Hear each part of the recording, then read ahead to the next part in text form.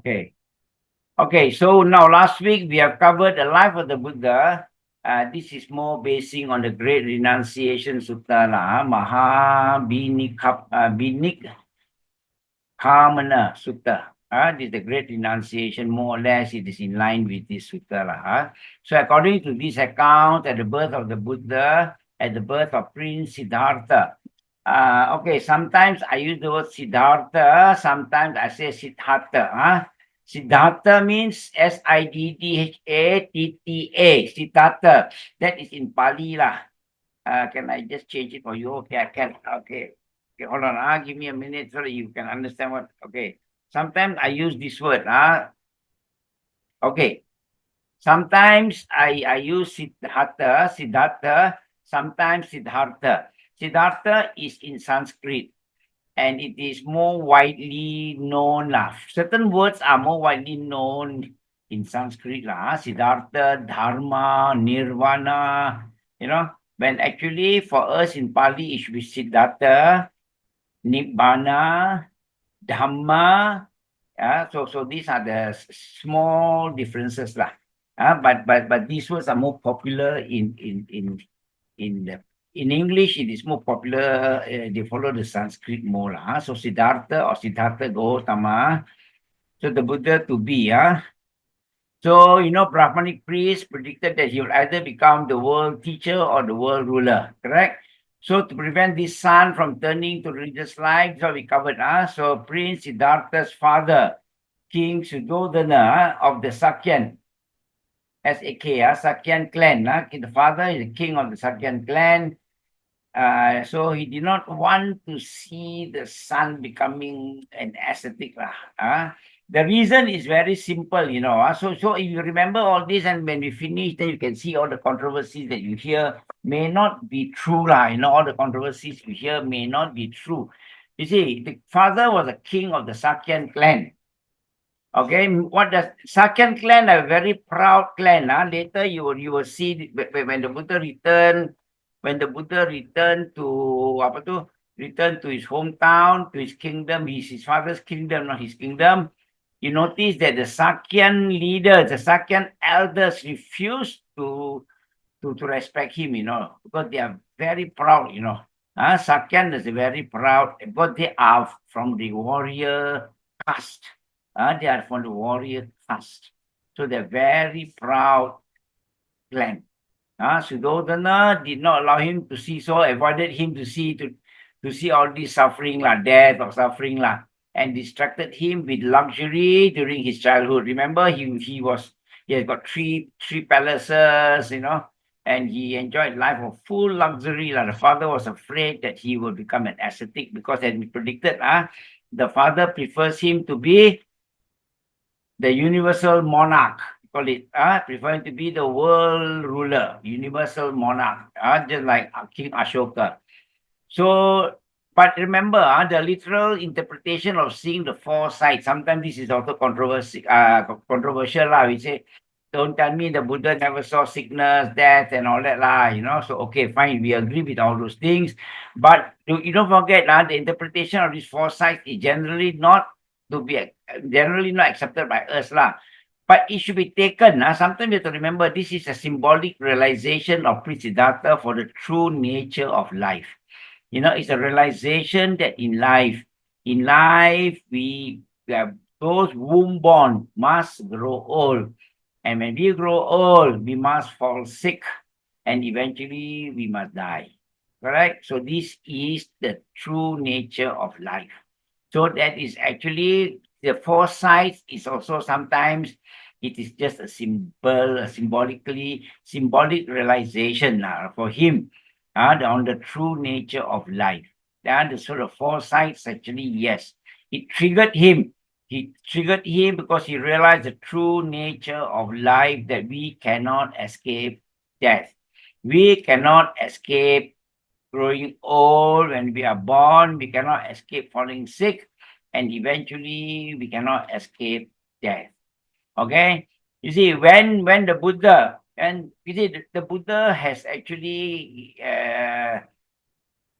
gave a lot of signs that he wants to renounce lah. So the father was never happy about it lah. The father said, "Don't leave. I give you what you want lah, you know." But he asked the father lah, "Can you give me life where I cannot grow old? Can you assure me life where I don't fall sick and I won't die?"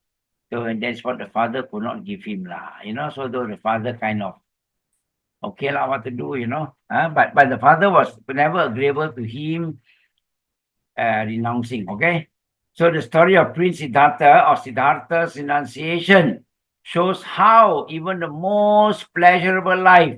This is what he's trying to picture. What is trying to give us the impression that the most pleasurable life is still filled with suffering. Correct? Because of that, Prince Siddhartha was moved with a strong religious agitation. The Sanskrit word is Sangvega. Sangvega, but don't worry about the Sanskrit word. So he has a strong religious agitation, correct? About the transient nature of life. Correct. So then, but he believed, he believed that there is an ultimate alternative that can be found. He believed that there is an alternative that can be found, found in this very life. Don't have to wait until we die. He knows that there must be an alternative, an ultimate alternative where can be found in this very life. Okay, and accessible to the honest seeker. So remember when I say to this very life, Nibbana actually is easy. Buddhism is the only religion that says that your final ultimate heaven can be achieved. I use the word heaven because we are also used to the word heaven. But the ultimate place of peace, we call it Nibbana. Others may call it heaven. Okay, for us, that Nibbana, the ultimate place that we aim for, can be experienced, can be achieved in this present life. Don't have to wait until you die. That is the difference with us and others lah. We say that we can experience Nibbana in this very life. So remember, you can see this cursor. I use the word in this very life lah. Found in this very life, correct? And accessible to the honest seeker. So that is the difference. We can find Nibbana in this very life. Okay. You ask me to explain I can do it in a nutshell. What this base will be, if you become an arahant, you are actually living in Nibbana. Because I can't get there. Okay. Because the reason is because Nibbana, if you are an arahant, you have given up your greed, hatred, and delusion. There's no more greed, hatred, and delusion in you. Correct? So what does that mean? That means that you are in Nibbana. Our target in life as a Buddhist is to overcome greed, to overcome hatred, and to overcome delusion. That is our target. Okay, all Buddhist target is that. And all this training that you learn, all these suttas that you learn are only trying to get you out of these three poisons in life. And what are the three poisons? It is greed, hatred, and delusion. Correct? The greed is the wanting more, always. Always wanting that extra. We always are not happy with what we have. So that is what we have to overcome. Because when you have that greed of wanting a bit more, okay, for example, if you work, you want to have a salary. When you have a salary, you want to have a little bit more. It's more comfortable if I have that position and earn extra 300. It is more comfortable if I can have that position, earn extra 500. It's always with us, Then what? So that greed is what causes suffering. How does it cause you suffering? Because if you don't get that position, if that position goes to another person, then you become jealous of that person. Correct? Then through your greed, it leads you to jealousy. And that jealousy, if you don't contain, will manifest into hatred. Then you hate that person. I Yeah, because of him, I didn't get my promotion. Correct? Because of that small jealousy. We didn't contain that jealousy. It manifests into hatred. Correct? And then again, hatred. Hatred is if if you don't control hatred, you don't contain hatred, what happens? Hatred will manifest you into ignorance. What does it mean by ignorance? Because you will think, if you're not careful, you will think that material success is everything in the world. You will think that, very nice to be successful. Material success you think is permanent. That is called ignorance. And when you think that material success is permanent, then the ignorance come in. How you may do silly things to that person you hate. So that's how it goes that way. That's how it manifests. From greed, you're not careful, it will manifest into hatred, and hatred into you are deluded. And when you are deluded, you do a lot of silly things. Silly things that's against the law of karma, silly things that is against the law also. Okay, so this is the cause. So that's why we say these are the three poisons in life. Our target today, our target as Buddhists is to try to overcome these three poisons. Okay, so that was what we briefly had. I know we did not cover on these three poisons, but briefly we have covered this on the life of the Buddha up to the point where we have covered briefly this part. So anybody has any questions or not? So lesson one was clear. Nobody has anything to ask on lesson one. So we move on to his homeless life begins.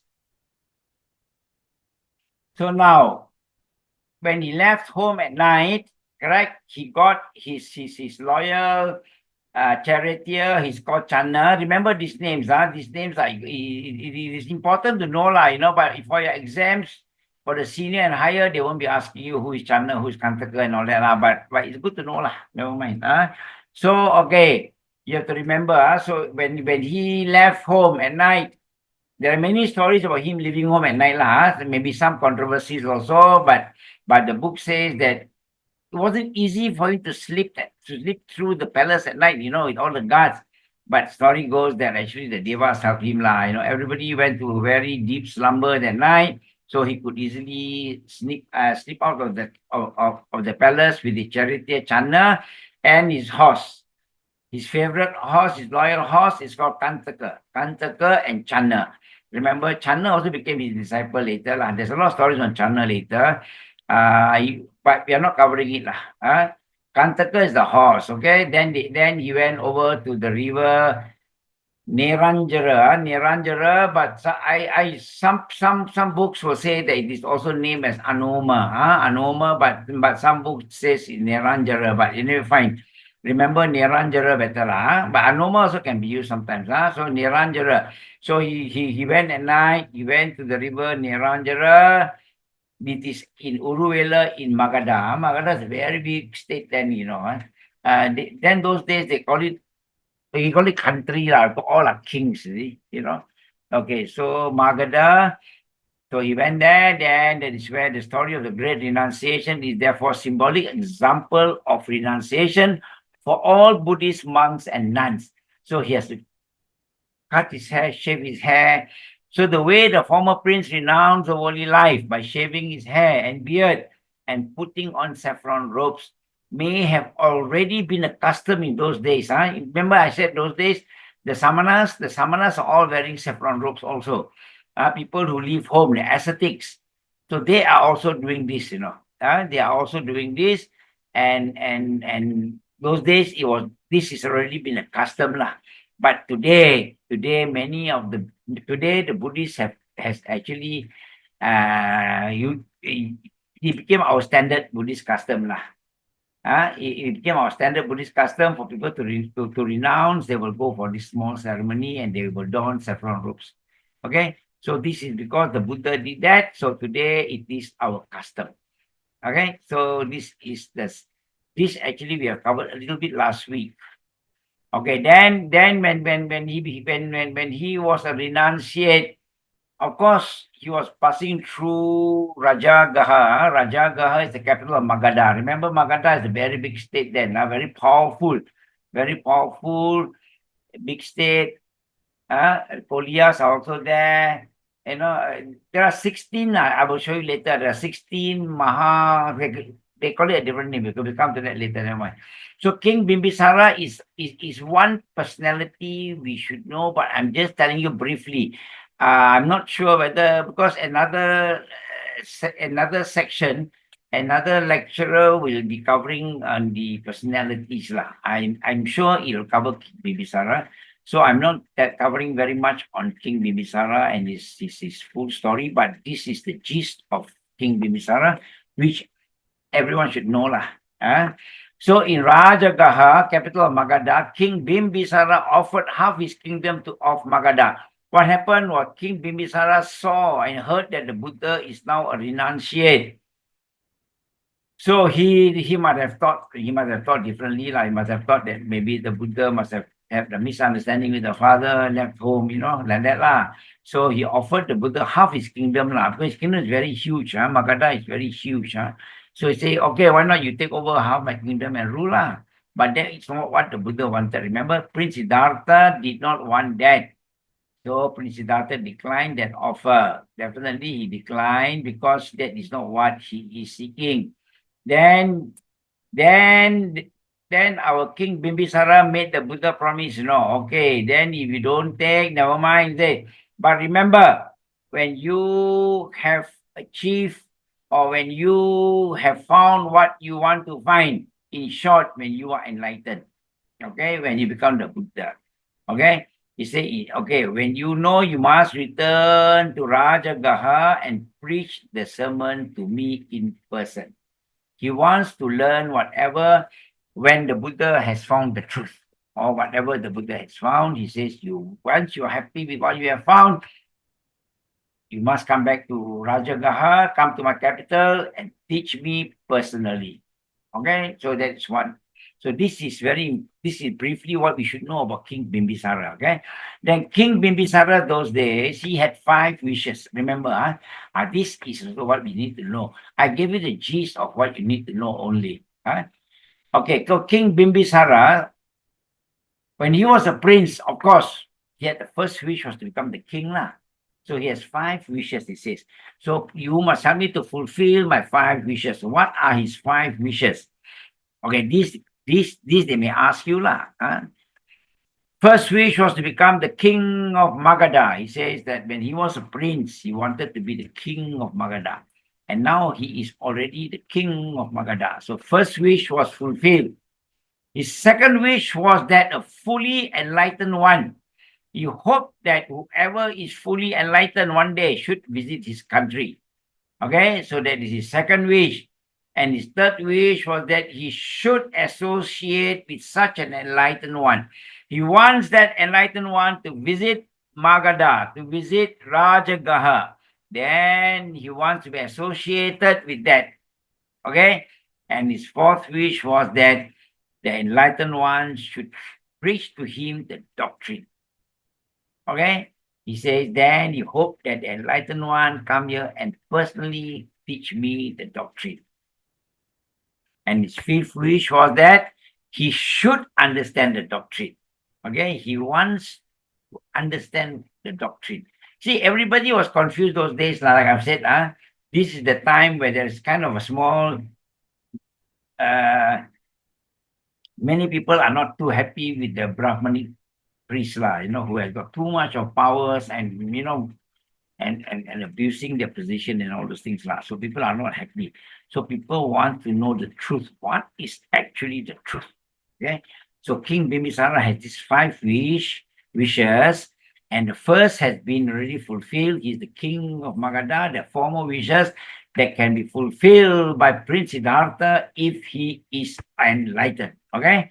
So now all these 5 wishes were fulfilled when the Buddha visited Rajagaha, when the Buddha was enlightened. We will cover that. Then he went to visit Rajagaha. Then he thought the doctrine to King Bimbisara, who then became a Sotapanna. Sotapanna means the first stage of enlightenment lah, first stage of sainthood lah. Sister, somebody somebody asked me what is Sotapanna. So you become the first stage of sainthood first. You become a Sotapanna, then Sakadagami, then Anagami, then Arahant. Okay, there are 4 stages of enlightenment in Buddhism. 4 stages of sainthood, we call it. And in English, we call it sainthood, but this is the 4th. Okay, so these are the 5 wishes of King Bimbisara. Okay, they may not ask you again on this question, but they may ask you to, I don't know. Okay, so this is on King Bimbisara. So anybody has any question on King Bimbisara?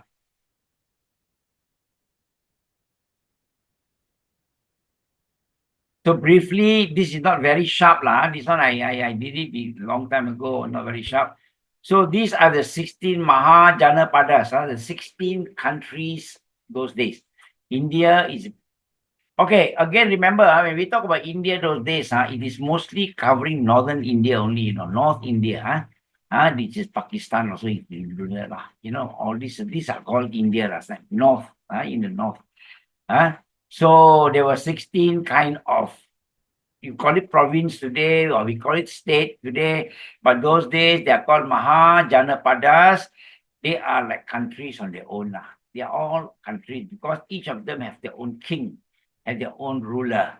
Okay, so these are briefly to explain to you the 16. This is not important for you. I don't think it is covered in your syllabus. In the diploma syllabus, yeah, I think it's covered. The Mahajanapada 16, and then they may ask you to explain 2 or 3 of the Janapadas. What are the significance of Magadha or Kosala or Vajis or Mala, So these are the few places that actually has great historical values in Buddhism. So we have selected one or mentioned one in the syllabus. So we just say Magadha now Magadha, which is not Gaya or Padma. So these are the 16 Mahajanapadas. Sometimes you hear people say that Kapilavatthu is not a state, correct? Or it's not a country, or it's not a province. Therefore, King Suddhodana is not a king. He is only a chieftain. Macam-macam lah, all these controversies coming lah. But never mind. Probably these controversies came from the fact that Kapilavatthu is not among the 16 Mahajanapadas, correct? It is not on the 16 Mahajanapadas. So that's why people are saying that he wasn't a king lah, because, hold on, there is a chat here. Is there a chat here? Okay, let me see.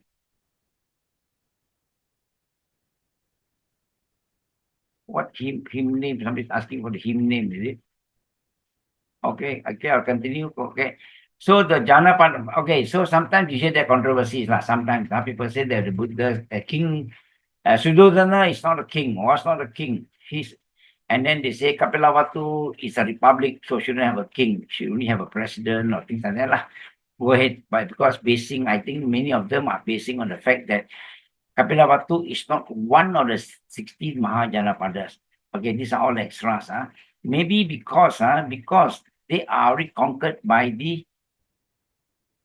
I think Kosala has conquered Kapilavatthu. Kosala and Kapilavatthu actually were big rivals, and they're always fighting.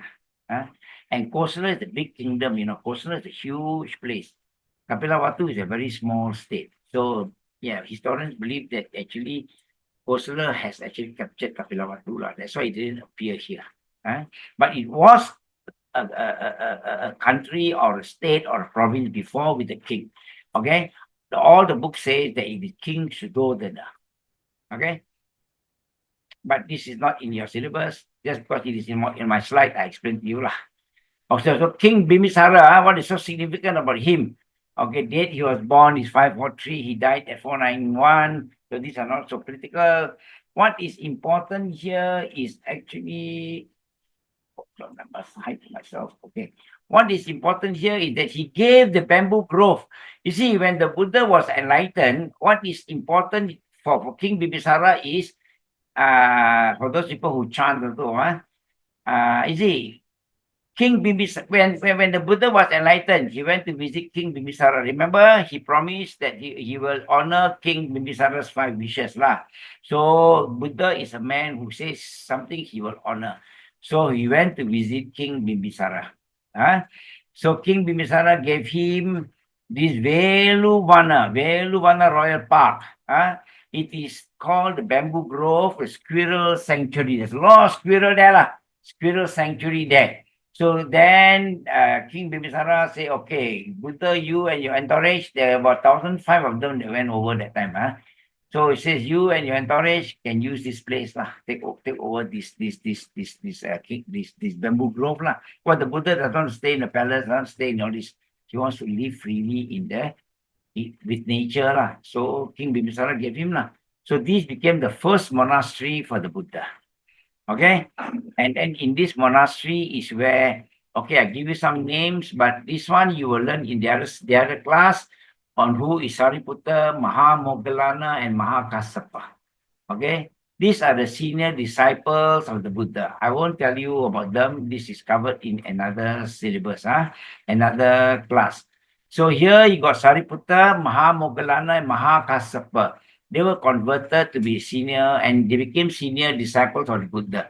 They were all converted in Veluvana. Okay, Veluvane. Okay, we call it Veluvane, but okay, that is because of grammatical kind of things. So here the disciples or the 3 senior disciples were all converted. Remember Sariputta, remember Mahamoggallana, remember Mahakassapa. These are the 3 most senior disciples of the Buddha. But unfortunately, Sariputta and Mahamoggallana passed away before the Buddha. Mahakassapa was the only one there. After the Buddha passed away, he was the last standing senior disciple. And he was the one who initiated the first council. First council to preserve the teachings of the Buddha. So that's Mahakassapa. This is the Mahakassapa. Okay, so here in Rajagaha, Anatha Pindika. His name is Ananda. Okay, Anatha Pindika. Okay, not Pindikasa. So I will change the Anatha Pindika. Okay, this is all grammar Kasa all became grammar Anyway, I will not. We are not here on Pali grammar Okay. So okay, here in Rajagaha, Anatha Pindika, another big supporter of the Buddha. Another big supporter of the Buddha. Philanthropist, one of the philanthropists. So he's the biggest lay benefactor of the Buddha. He's the biggest lay benefactor of the Buddha. If they ask you who is the biggest lay benefactor of the Buddha, is Anatha Pindika. That's his name. Anatha Pindika. Okay, Anatha Pindika visits his brother-in-law. These are stories which you will hear from the other class. With his brother-in-law one day, then that's how he met the Buddha we went there, the brother-in-law's function, and then saw something happening in the brother-in-law's place. Then he asked his brother-in-law, whom are you preparing this meal for? Then the story goes. Then the Buddha then Anatha Pindika went to visit the Buddha. Okay, so that story you will learn, you will hear in the other class. Okay, we won't talk about that story. So here in Rajagaha, Anatha Pindika, okay, another big benefactor of the Buddha. Okay. He actually donated the Jetavane Anathapindikasa Arame, where the Buddha spent most of his years there. Okay, so Anathapindikasa Arame is actually Anathapindika Monastery in Jeta Grove. That's what it means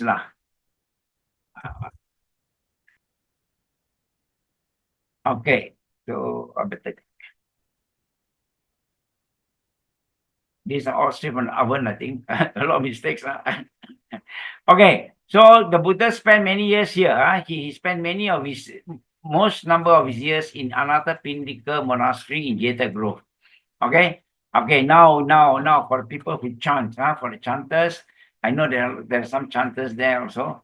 When we recite the Bujanga, we say Veluvane Kalanda Kanivape. That is Veluvane Kalanda Kanivape is actually the squirrel sanctuary. Remember the bamboo grove? This is the bamboo grove in the squirrel sanctuary. Okay. Then in Mangala Sutta, so suttas you will hear mostly in these 2 places mostly lah, not all lah. So another one you hear the Mangala Sutta, they will refer to in Jetavani Anathapindikasya Arame. It is at the monastery located at Jeta Grove. Jeta Grove, Jeta is the name of the prince who owned that place lah. Anathapindika bought it from him lah. This is another long story which you will learn the other class. Okay, I'm sure this is covered. These are all interesting stories lah. Okay, so Jetavani Anatha Pindikasa Arame. You refer to your Mangala Sutta, that's what it says. And you refer to your Bojanga, it says Veluwane Kalanda Kanivape.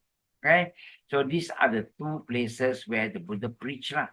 Not only these two lah, but when you hear this statement means this sutta was preached in Veluwane Kalanda Kanivape, okay, in the Bojanga. Then you see Mangala Sutta, it says Jetavani Anatha Pindikasa Arame. That means this is preached at Jeta Grove and Anatha Pindika's monastery. He is the one who set the monastery. So this is briefly the story of our. Okay. So any question from you on King Bimbisara? You heard of any more other controversies?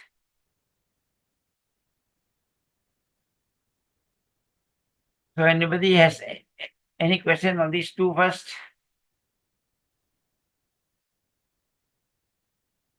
Okay, no, then we carry on. So then the Buddha, of course, he was very keen to learn, the Buddha is very keen to learn. In the chat, there is something, Brother T, maybe you help me to see whether if there are questions, then you please let me know, Brother T, because I don't refer to the chat sometimes. I'm just. So, Brother T, are you there, Brother T? Yeah. No, Okay. nothing there. If there are any questions in the chat, then So far no. Can you just interrupt lah? Because okay. So now the Buddha is King Siddhartha. Prince Siddhartha is a renunciate. So first thing he did was to go and find a teacher lah. Of course, those days there were two very, very popular teachers lah. One of them is called Alara Kalama. I didn't put all the Pali phonetics there lah. Alara Kalama. So here was his first teacher. So the Buddha went to visit his first teacher. His first teacher sought by the Buddha is called Alara Kalama. Then he achieved high degree of mental concentration. The Buddha is very powerful, and also so he was so interested. So he achieved, he went up to the realm of nothingness, okay, for the beginners again, the realm of nothingness. In Buddhism, there is the 31 planes of existence. We got 31 planes of existence. Below us, the 4 woeful states. Then human is number 5. Above the human is the 6 Deva realms, and above the Deva realms are the 16 Brahma realms. Okay? And this will make up to about 27. Then there are 4 realms of these are called the Arupa realms. The realm where they got no body, no body, only consciousness. So they are called Arupa realm. So the Buddha has gone to that level of the realm of nothingness. Realm of nothingness. So not happy with such a level of achievement because he still did not bring him detachment, cessation of suffering, tranquility and enlightenment and nibbana.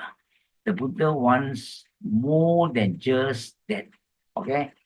So then the Buddha, then Alara Kalama offered him, he said, okay, now you have achieved that kind of level, why not you together lah, we lead the team lah, but that's not what the Buddha wanted lah. The Buddha didn't want that. So then after that, since there's nothing more he can achieve there, then he left, continue with his search. He searched for the answers for why do I being subject to birth. That is the Buddha's biggest. That's why we say that the four sides. The four sides are symbolic of him realizing this, of him realizing that all womb born are subject to birth. And when you are subjected to birth, you are subjected to old age. And old age, you're subjected to sickness. And sickness, eventually you die. So the Buddha is always seeking this. So the four sides are symbolic of this realization. Okay, realization of the truth of our life, correct? So the Buddha wants to know, can we not go somewhere where we don't grow old, we don't fall sick anymore, and we are perpetual there. That is the Buddha's target lah. Okay, so since the realm of nothingness does not promise him that, does not promise him that. So he left. He went to the next teacher. He went to Udaka Ramaputta. Udaka Ramaputta. So he left Alarakalama to join his second teacher. Okay. His second teacher is Udaka Ramaputta. Okay, now Udaka Ramaputta is another very popular teacher there those days. Then there the Buddha practiced under him, and the Buddha achieved a little bit higher. The Buddha achieved to the perception of the realm of neither perception nor non-perception. Don't ask me to explain this one, because I don't think we have time. But basically, I hope I have the chart there on the 31 planes of existence, then you will understand. Otherwise, you please refer Google to the chart of 31 planes of existence, and you will see these. In Buddhism, the Buddha found that there are 31 planes of existence. So this is among the top 4. This is the top 2 maybe. So then he achieved the realm of neither perception nor non-perception. Then he told the teacher of his attainment.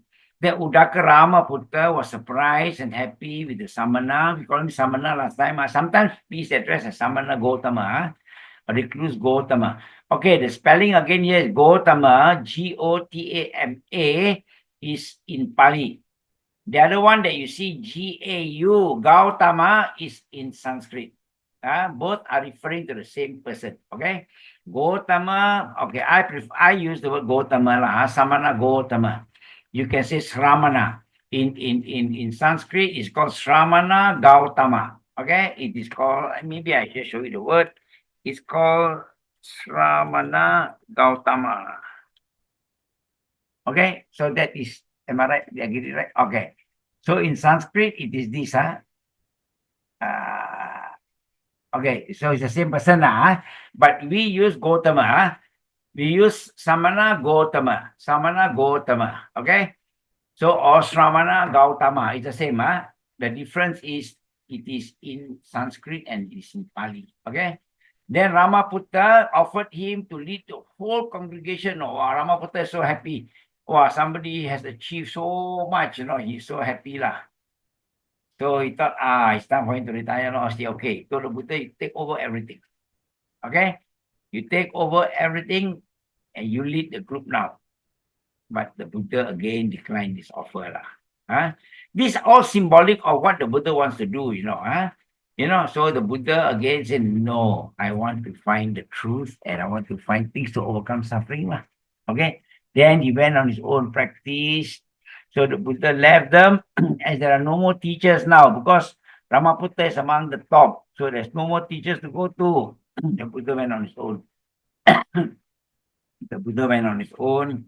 He went on the austere practice of complete abstinence from food. You see, those days, there are also many beliefs that the body is the cause of all suffering. The body is the cause of suffering, but Buddhism today, the Buddha says no, it's the mind. Mind is the cause. But those days, they thought the body is the cause. That's why they torture the body. They complete abstinence from food because they want to torture the body. They want the body to suffer and repent. They think that is the cause, but that is never the cause. That was never the cause. Is never the cause, not was. So there he practiced the complete abstinence from food. Then he met his 5 friends lah. His first 5 disciples were there lah. Okay. He met his first 5 disciples. So what else I have here? Okay, then, if you want to quote why the Buddha didn't stay with them, why the Buddha moved again, you can say that this is one beautiful. The Dhamma is teaching, but okay. Okay, but this Dhamma, maybe I should change the I should change here. Okay, it should be small d. Dhamma means teaching. But when we put capital D, it is the Dhamma from the Buddha. Okay, Dhamma is only a word. Dhamma means teachings. Okay, so it can be anybody's teaching is called a Dhamma. But for the Buddha's teaching, we differentiate with the capital D. When we say capital D, it means the Buddha's teaching. So I've changed that. It's wrong here. So this Dhamma leads not to disenchantment, to dispassion, to cessation, to stealing, to direct knowledge, to awakening, nor to unbinding, but only to reappearance in the dimension of neither perception nor perception. So dissatisfied with the Dhamma, I left. Okay, so you can change here neither perception to non-perception to nothingness, to the realm of nothingness. So that's why he left. Okay, so this is the reason why he left his first 2 teachers. The Dhamma that leads not to disenchantment, to dispassion, to cessation, to stealing, to direct knowledge, to awakening, nor to unbinding, but only reappearance in a dimension of nothingness for alara kalama. So dissatisfied with the Dhamma, I left. This again cannot be capital D. Must be sensitive to capital D and small d, Small d means all the teachings lah. Capital D means only the Buddha's teaching is capital D. So he left. So you use this if you want, you can memorize, you can put this in your exam. Why then he left them? Because he believed that these teachings does not lead him to awakening, does not lead him to direct knowledge, does not lead him to unbinding. What do you mean by only to reappearance in a dimension of neither perception nor non-perception? Because all these 31 planes of existence, Nibbana is not in one of them, that all these 31 planes of existence are all subject to decay, all subject to change. So all these, all the Deva realm also, they are subject to old age, but not like us, old age where we suffer, or that, they have a different form of old age, but they are still subjected to death and subjected to change and subjected to die and reborn. All these realms are subjected to samsara again. It's matter of you got a lot of good karma, you are born in this good Deva realm. When you finish your karma, when your time is over, you'll be reborn somewhere else. Then it goes all in a cycle. Okay, so that's what the Buddha says here. Only to reappearance in the dimension of neither perception nor non-perception, or nothingness, or you can put anywhere else. That's why the Buddha does not want. The Buddha does not want to continue life in samsara. So he knows that all these teachers' teaching still does not lead him to the complete dispensation, to complete cessation. That's not. You still continue in samsara. All these 31 planes, they are still subjected to samsara. Okay? Okay, any question up to here? Looks I'm going very fast, Excuse me, brother Tan. Yep. This answer is to which question? Can we put reappearance in the 31 planes of existence? Can, yes. Because that's what, but he's only being specific. Here is that he wants to be specific why he left Ramaputta, is because his teaching will only teach you to reappear in the perception and non-perception. He doesn't want that way lah. So you can say that reappearance in the 31 planes of existence lah. Yes, yes. So that means if let's say the question is asked regarding the first Alara Kalama, then we put in the dimensions of nothingness, is it? Better lah. Yeah, more specific lah. You say then this is refer to Udaka. this is Ramaputta, yes. Udaka, yes. Ramaputta. Got it. Thank you very much, brother. So this is a specific answer where he left, but the question asked will be very much longer lah. It's a half an hour thing lah. So you can say that he does not want to be stuck in samsara lah. Thank you very much, brother. Okay. Yeah, he doesn't want to be stuck there. So what the Buddha did after that, he went on his own. Went on his own means he practiced self-mortification, abstinence from food. So look at this picture. Sometimes you see Buddha image whereby it is just a skeleton, and then you can say that when he touches his stomach, he can touch his backbone also, So that is very true lah, because that is a state that he has gone through lah. He eats as little as 2 or 3 grains of rice per day. So they torture their body and they think that the body is the cause lah. Those days, the misconception was the body is the cause of all the suffering. But when the Buddha was enlightened, he taught us otherwise. He says the mind is the forerunner. We learn in Buddhism that the mind is the forerunner, not the body. The body will listen to the mind only. Okay. So self-mortification. Okay, briefly, he went to Uruvela and settled by the banks of river Niranjara. You see, you will also notice, that's why it's important. Okay, I will divert a bit. The reason is I want you all to understand the life of the Buddha, whereby if you understand it carefully, and then you will realize that some of these views may not be right because, you see, now, for instance, the Buddha, okay, we analyze this first sentence. This is not, you can go through this way, but never mind, I will share with you what I want to share, not maybe for the exam. So he went to Uruvela and settled by the banks of river Niranjara. He met his first 5 friends and joined them to study under Pahita Sava. Okay, that is something new for me also. Okay, now, why? You see, each time if you read the sutta, the Buddha will always recite by the riverside, and then they will explain, they will describe that it is a very peaceful place, very scenic, very nice, very very quiet place lah. What does this reflect?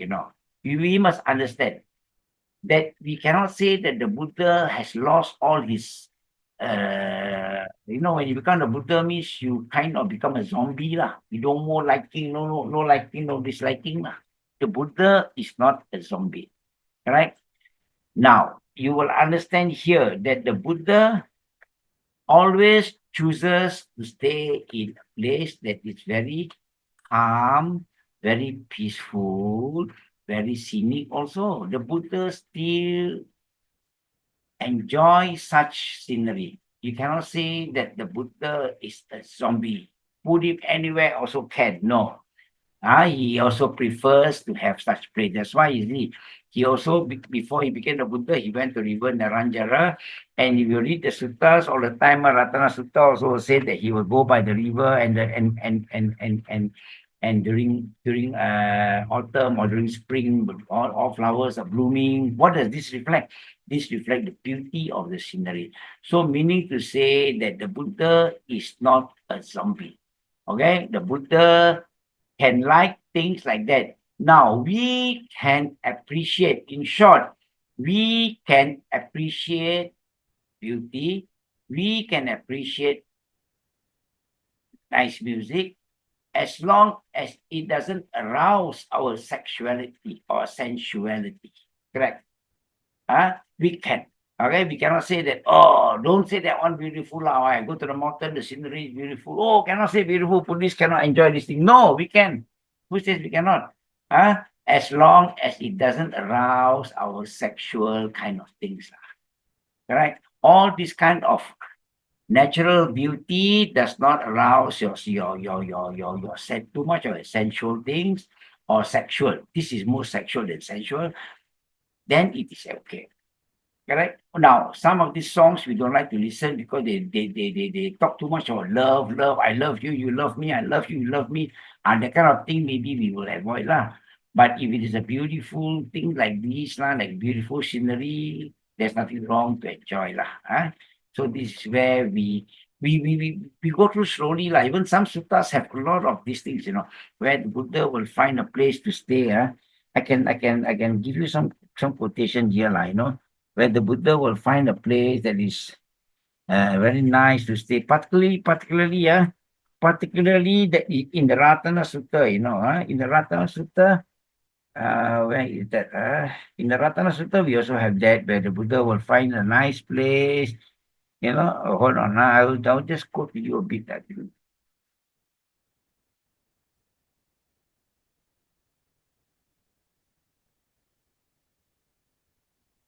You see, if you read the Ratana Sutta, for people who chant the Ratana Sutta, Panappa gumbe yata pusitage, gimha namase patamasmin gimhe, tatu pamang dhamma parang adesai nibbana gaming paramang hitaya. That means to say that he says, like unto the woodland grove with blossom treetops in the first heat of the summer season, has the sublime doctrine. So he still will explain to you his doctrine is like a beautiful bloom, a garden with flowers bloom and all those things. That means there is still we can still enjoy those kind of scenic things scenic SCENIC So that does not mean that he is already a zombie. The Buddha is not a zombie. Okay, but when the Buddha, only difference is that he does not cling or attach to that liking. Okay? If he has that comfort, he takes it. He doesn't have the comfort, he doesn't take it. That's all. He is very neutral to these things. He is not a zombie. He feels, he knows the heat. Buddha knows that there is, you see, when the Buddha knows that there is heat, in sun is hot. So they go under the tree. He doesn't grumble. Correct. There's nothing to grumble at. By nature, okay, on the sunny day, summer is hot, he spends more time in the jungle, finish. So that's how he does. It's not that he doesn't feel the heat. We don't say, oh, Buddha never feel hot, never feel cold. Of course he feels hot, he feels cold. But he knows how to avoid this and he does not grumble. He's not attached to that goodness. Neither is he avoiding the badness. Okay, he's just neutral to these things. I hope I put it clearly with you all. For those of you who studied a lot, you have know what I mean. Okay, it was the common belief that the more one punishes the body, the more enlightened ones become. Okay, those were the practice those days. They practice self-mortification. They reduced their food intake gradually until it became 1 grain of rice per day. That's what the Buddha did. Okay, he practiced the mindfulness of body and mind. Okay, he's always focusing on body and mind, body. So his body grew weaker. So as you don't eat, look at his figure there, the image. His body grew weaker each day, and physically he became like a skeleton. Okay, so you refer to the textbook Life of the Buddha for more vivid description. You can refer to page 27, 26 on how he went through. He went through this kind of abstinence. So due to his weakness, he fainted once, and some herdsmen offered him goat's milk. Offered goat's milk to him when he was awake. He thought for himself that this extreme self-mortification will only weaken his body, and the body will fail to support the mind.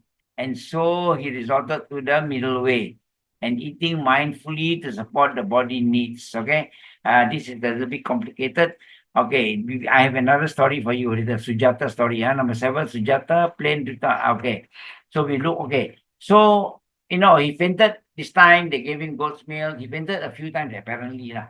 Then under the final one, when he fainted again, and then he sat under the tree. He sat under the tree like this, like this, of course, although he's so thin, but his body is still glowing, So the Sujata story, okay, we go to Sujata story after this, Okay, so then Mara's temptation comes in, Mara's temptation, his body became strong again, and his 5 friends left him, thinking he had given up the practice of seeking enlightenment. Okay, we'll go through the Sujata story. Now, as he was sitting under the tree, of course, he fainted a few times, he fainted a few times. Then this time he was sitting under the tree. Then Sujata was the farmer's wife. Sujata has gone to this tree before, and then Sujata has made vows and pledged that he will return the favor to the tree deity if he's blessed with a baby's boy. Because she doesn't have a baby, she doesn't have a child. So she went to the tree and pledged, oh, tree deity, please bless me with a child. If I'm blessed with a baby boy, I will come and do offerings to you and all those things. So then she was blessed with the baby boy. Okay? Then when she was blessed with the baby boy, one day her maid passed by the tree and saw the Buddha sitting, and thought that he was a tree deity. Wow, the tree deity is there, or came down to meditate there. So the maid panicked. Wow, the maid was so happy, ran home quickly, and then told to Sujata, hey, he said, ma'am, the tree deity, the one that you always pledge to serve, is there in person, it's appearing there. You better go and fulfill your pledge lah, go and offer lah. So she went to offer the bowl of kira. Kira is the milk rice. See the word kira. Kira is the milk rice. So quickly went there, and then that was when the Buddha ended his 6 years of asceticism. Then the Buddha took the milk rice and ate, but Sujata thought that this was the tree deity, so put it in a nice golden bowl and oh, thank you so much, you blessed me, the baby, please accept this humble offering lah. But the Buddha is just the Buddha lah. He's not enlightened yet then lah. He was just Prince Siddhartha lah. So he took the milk rice and he ate. He realized that he needs to take care of his body. It is the body that supports the mind, correct? If the body is weak, the mind is blurred lah. So that's what the Buddha realized also lah. So you must support this body, not because you want to take care of this body, but for this body to take care of the mind. So the Buddha took a little bit of the milk rice, and his 5 friends saw, said, now our friend has given up this practice. Our good friend Prince Siddhartha has given up this practice. I think he is a prince. He cannot tahan this type of practice, So they all thought he has given up. So they all abandoned him. They were with him for many years, 6 years, but they all abandoned him. They thought that he has given up. Prince Siddhartha has given up asceticism. He's going back to his normal life, So they all left him, So they all left him. Let me see what he says. Okay, now what did I write here? It says Sujata was the farmer's wife who is said to have fed ascetic Gautama a bowl of kira. Kira, a milk rice pudding. Sometimes you go to Sri Lankan temple, they do that lah. On new moon, full moon, they will make some milk rice and then they'll put offering lah, Okay, so ending the 6th year of asceticism. So such was his emancipated appearance that he was wrongly believed to be the tree deity, because his body is still very glowing because he has achieved certain level also anyway. So then the tree deity, then they believe that he's a tree deity and granted her wish to have a child. So the gift provided him enough strength to cultivate the middle way, therefore becoming the Buddha. So the village of Bakrao near Bodh Gaya is believed to be a home. Sujata Stupa was dedicated to her there in the 2nd century BC. If you have been to Bodh Gaya, you can go the bus to take you to where Sujata was born. Sujata village, they call it. So in Bodh Gaya, you can visit Sujata village. So this is the story of Sujata. Okay, this is very important to remember also, guys. The farmer's wife is called Sujata, and she gave the Buddha a bowl of milk rice. And the Buddha took the bowl of milk rice. See behind the Buddha there, the nice river there. You see where the Buddha is very scenic. Buddha always choose a place that is like that, very scenic, very conducive, very peaceful. So he took the bowl. The extra story is he took the bowl to wash at the river. You notice that river is flowing downstream all the time. Remember, the water will flow downstream. Water doesn't flow upstream, correct? But when the Buddha took that bowl, given by Sujata, some say it's a golden bowl. So the Buddha told to himself, he said, now, if I am to be enlightened, this bowl will flow upstream, not downstream. Normal to flow downstream, isn't it? Now you put a bowl there, a floating object, it flows downstream. But the Buddha says, if I were to be enlightened, then this bowl will flow upstream. Place the bowl there, and the bowl float upstream. Okay? Now, again here, what is the meaning of that? So somebody wants to explain what is the meaning. Sometimes these stories are all metaphors, similes and metaphors. So what do you mean by the bowl float upstream? The Buddha says, if I am to succeed, this bowl will flow upstream. What do you mean by that? Maybe that way you can explain, maybe, in exam. Okay, so let's open to the floor and say, who wants to help us to explain what do you mean by, what is the significance of the bowl flowing upstream? Anybody wants to volunteer?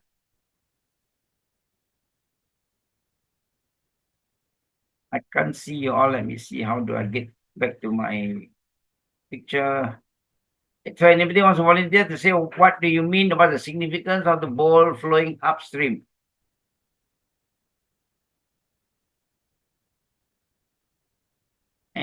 Any volunteers?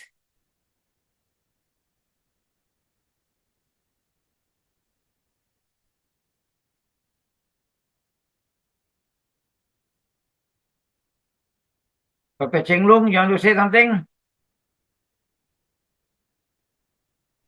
What do you mean by the bowl flowing upstream? What's the significance? There is a significance. All these stories actually has great significance. So we have to try to understand the significance of all these. Means I'm not sure, but I think means the Gautama will definitely become the Buddha, or his determination will reach the goal. Okay, 50%. Okay, okay. So our Dr. Cheng Lung says that that means if it goes upstream, he will achieve his goal. Okay, correct. Okay, well, good. Yeah. Anybody else want to say something else?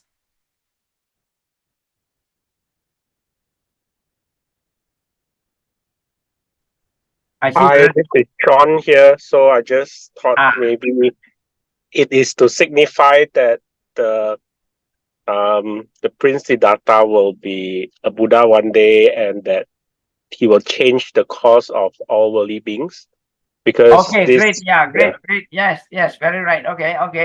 That's about 80%. Yeah, very good. Yeah, that means to say that the Buddha will change the course of all beings, Yes, he will be enlightened, and our course will change. Yeah, that's correct. Yeah. Anybody else want to add in?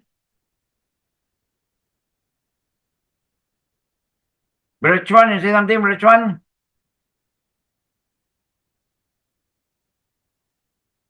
Someone in the chat say, and deal with the challenge, with all challenge, difficulty. That's from the chat. Okay. Okay. Someone says that you're. Hold on now. Again, relative. Yes, again. You look at the chat. Let me see. Where's the chat now? Oh, there's a lot of chat now. No, you look at the last few one. Okay.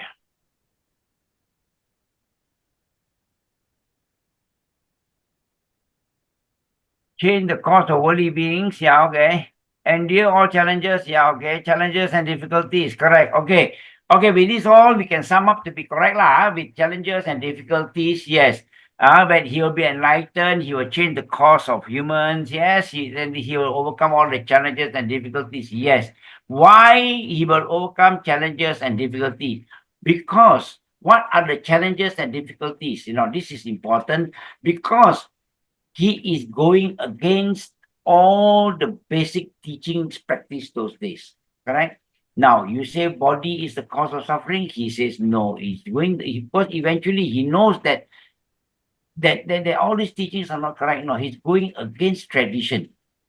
All right, he's going against tradition. He's going to say that, you know, so the first thing he thought was no self-mortification. You see, that is going against the cause of all the ascetics those days. Remember, if you go against his 5 friends left him when he took a bit of milk rice.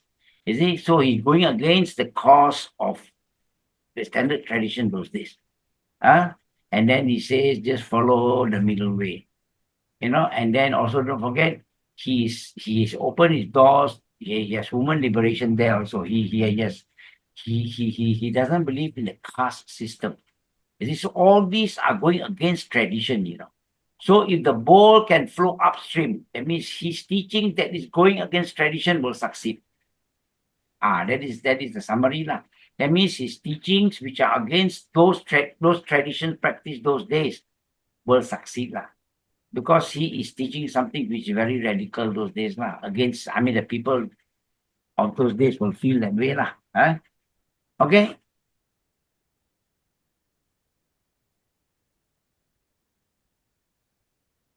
Okay, Kana. So that means that what he's trying to say is that his teachings, which are against all traditions of those days, against all the practices of those days, his teachings will succeed, going against the flow.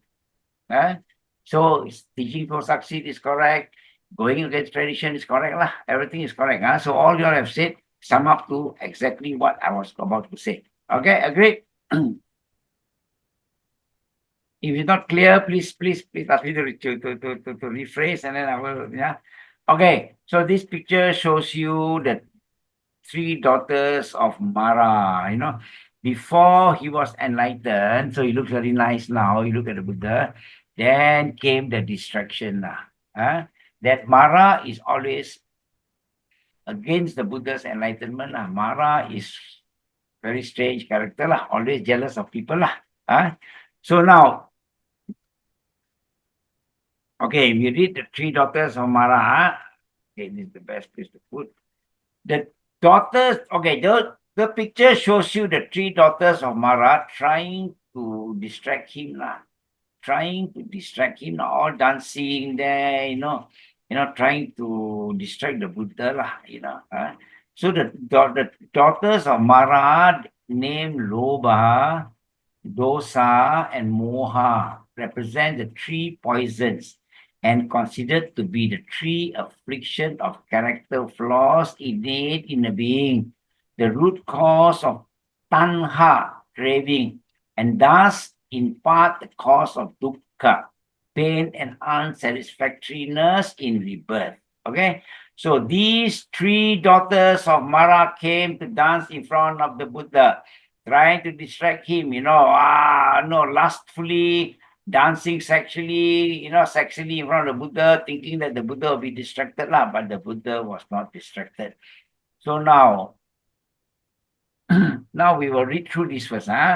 So in Buddhist teaching, the 3 poisons of greed, hatred, and delusion are the primary cause that keep sentient beings trapped in samsara. These 3 poisons are said to be the root of all other kilesas, the passion or lust. These are the cause for lust. So they're trying to attract the Buddha through these lustful means. The 3 wholesome mental factors are identified as opposite to the 3 poisons: alobha, non-attachment or dana; adosa, non-hatred or metta; amoha, actually better, non-delusion; and panya, wisdom, or panya, wisdom. So these 3 paths, Buddhist path considers this essential for liberation. Now, yes, for younger children, we say the three daughters came to dance to distract the Buddha. Yes, okay, agreed. They dance very sexily, to spur the Buddha's lust, to spur this lust, this craving, But okay, it didn't work. Now, for us, these three dancers, we must understand that these okay, maybe I should ask you all this. Mara and the daughters are considered as inner threat. Explain. Okay, can somebody explain why we use these three daughters called Moha, Dosa, Lobha, Dosa, and Moha, which actually basically I've written for you lah. Okay, so can somebody want to explain something? Why these three daughters? What are the significance of having these three daughters to dance in front of the Buddha? If we don't believe in all this, yes, but what is the significance? Like I've said, all the stories have significance. It's not just a fairy tale. So what are the significance of these three daughters? Can somebody try? Can I try? Yes, please.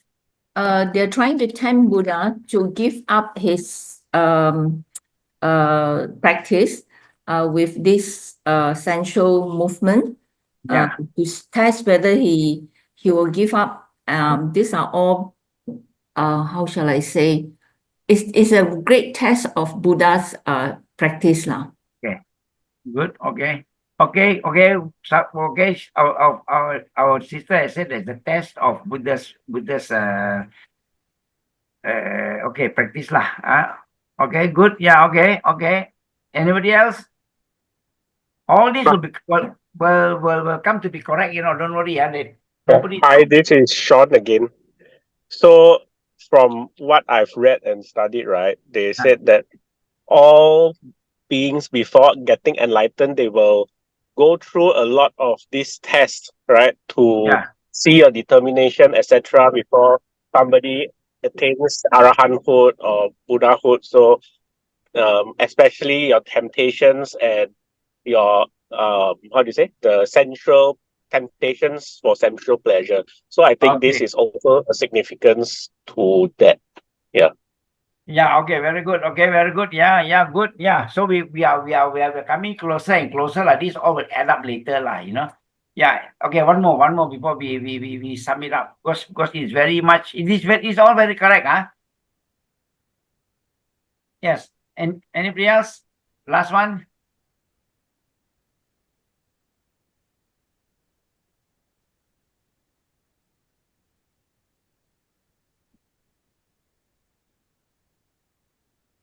Okay, if not, then I will sum up for you all. So basically, we are saying that these are all temptations.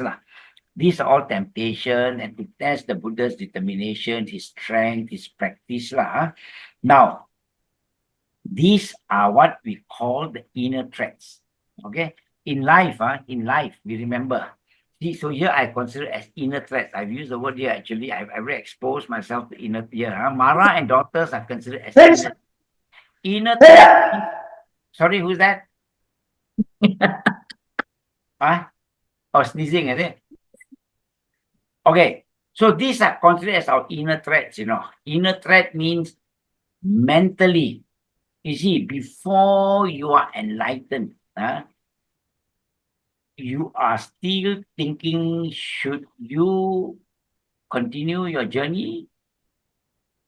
Your mind is playing the tricks with you now. This is called inner threat. Your mind is saying that, hey, there is beautiful girls outside, Do you want to give up all this?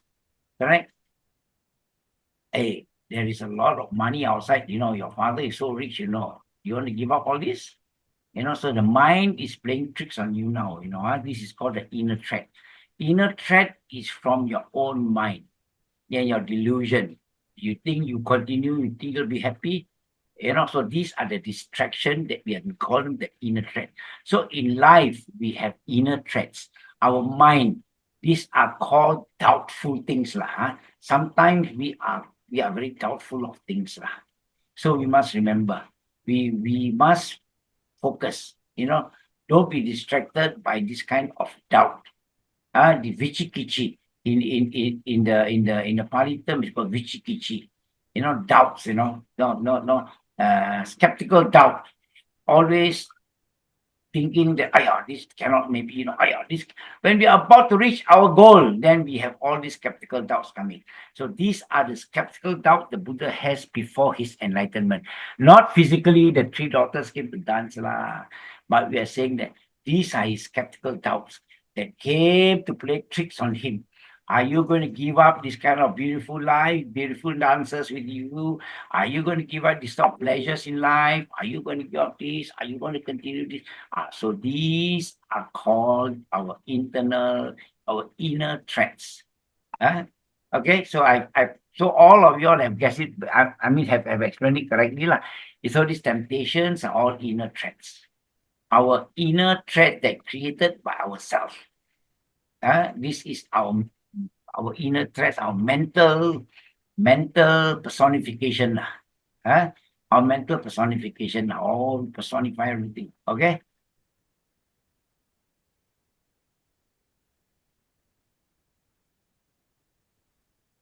Okay, so we move on. So we have covered on this. So these are called the inner threats, whereby our mind is playing tricks on us before our enlightenment. So remember, you will always be confused. The skeptical doubt is called vichikichi, So skeptical doubt. Later, maybe, I don't know whether I'm covering vichikichi with you all. I'm not sure what I'm covering. Okay. Now, the next thing is, First, Mara sent the three daughters, meaning to say that first the Buddha has a lot of internal threats. Okay. Now, then the second part, you will read that Mara came riding on a very fierce elephant. Okay, and many army of with an army of men, all spears and arrows, all attacking the Buddha. And the Buddha didn't move at all. Okay, so okay, these are called external threats. In life, sometimes we do have external distractions. Sometimes. In life, we either face our inner threats, our mind playing tricks on us, or we really face external threats. Sometimes in life, we do have people who are not happy with us. We do have people who are jealous with us. Macam-macam happens in life. So remember, what here it says is we have inner and external threats in life.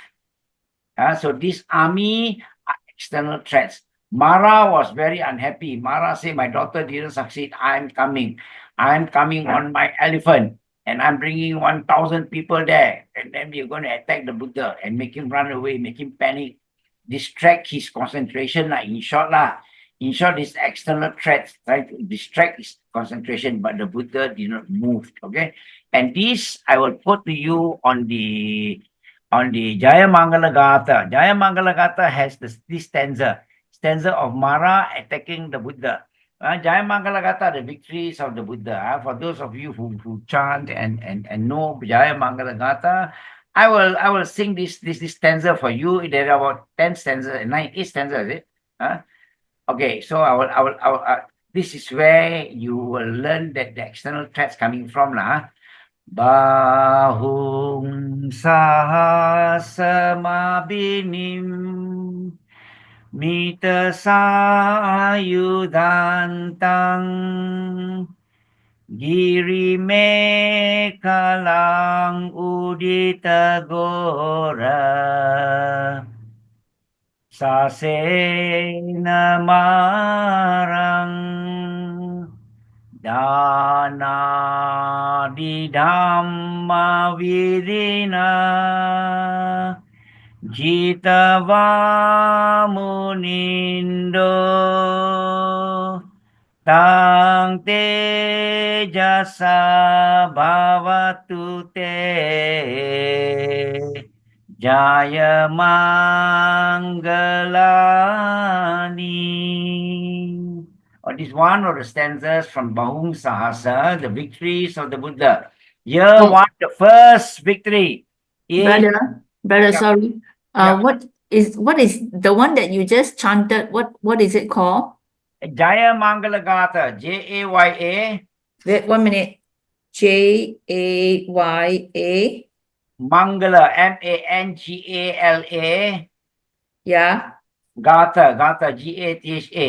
Thank you. Hymns lah. Ah. Thank you. Okay, so this is the first stanza. It says, creating 1,000 hands armed with weapons.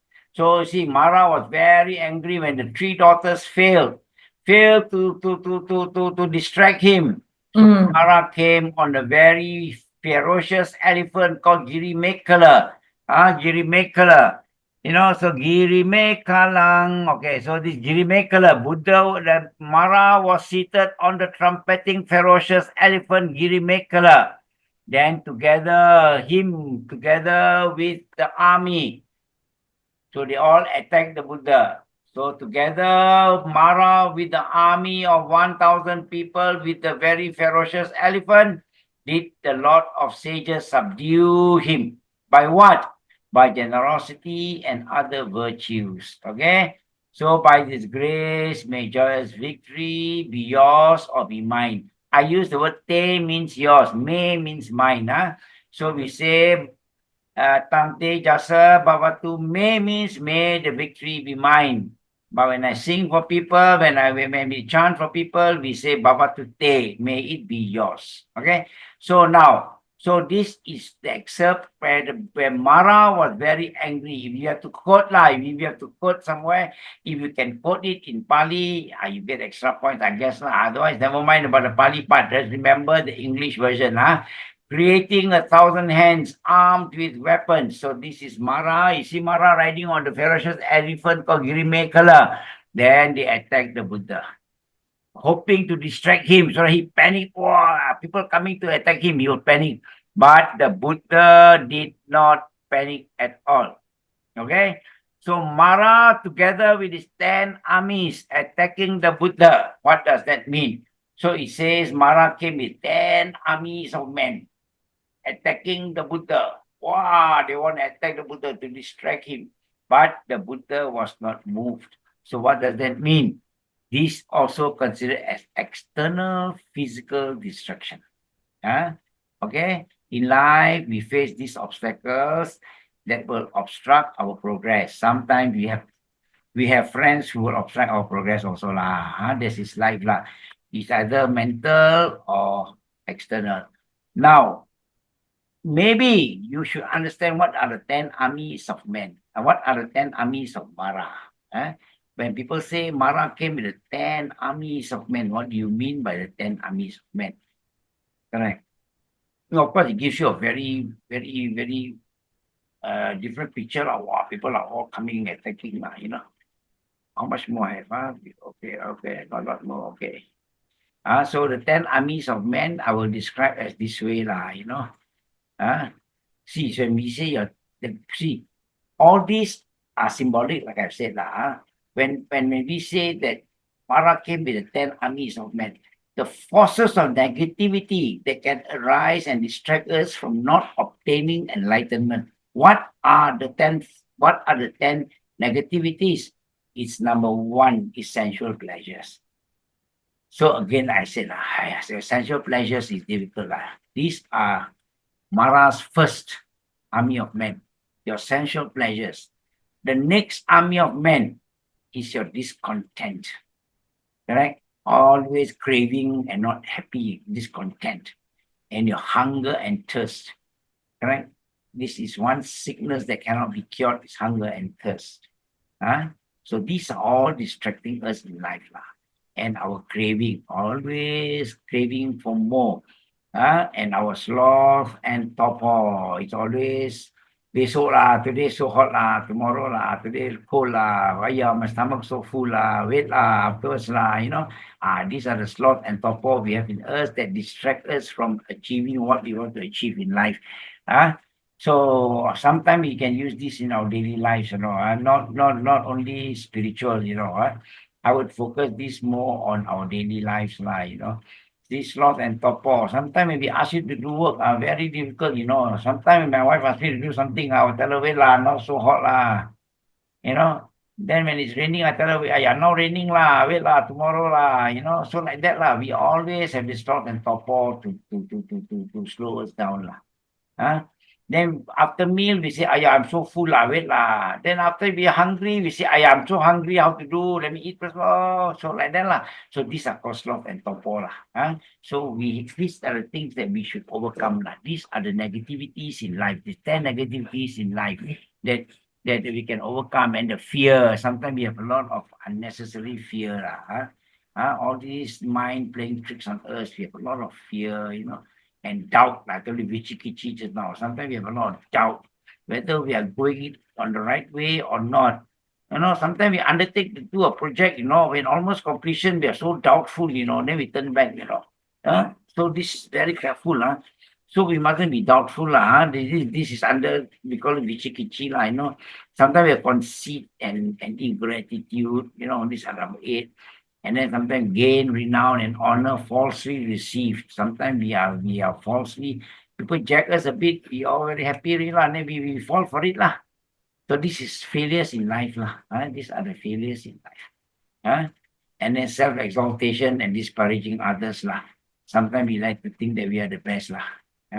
So these are the 10 negativities in life. So we try to lessen them lah. We're not saying we don't have sensual pleasures. Of course, we want to have sensual pleasures, but we should be comfortable with what or where we are. That's important lah. Of course, choose a place that is more comfortable lah. But if unfortunately somebody has taken that position, we take something less better lah. But sometimes we're very angry, why you take my place? That is supposed to be mine, and we get angry, So because of these sensual pleasures, so these are your negativities in life. And always not happy, always, like I've said, discontentment. This discontentment is not huge discontentment.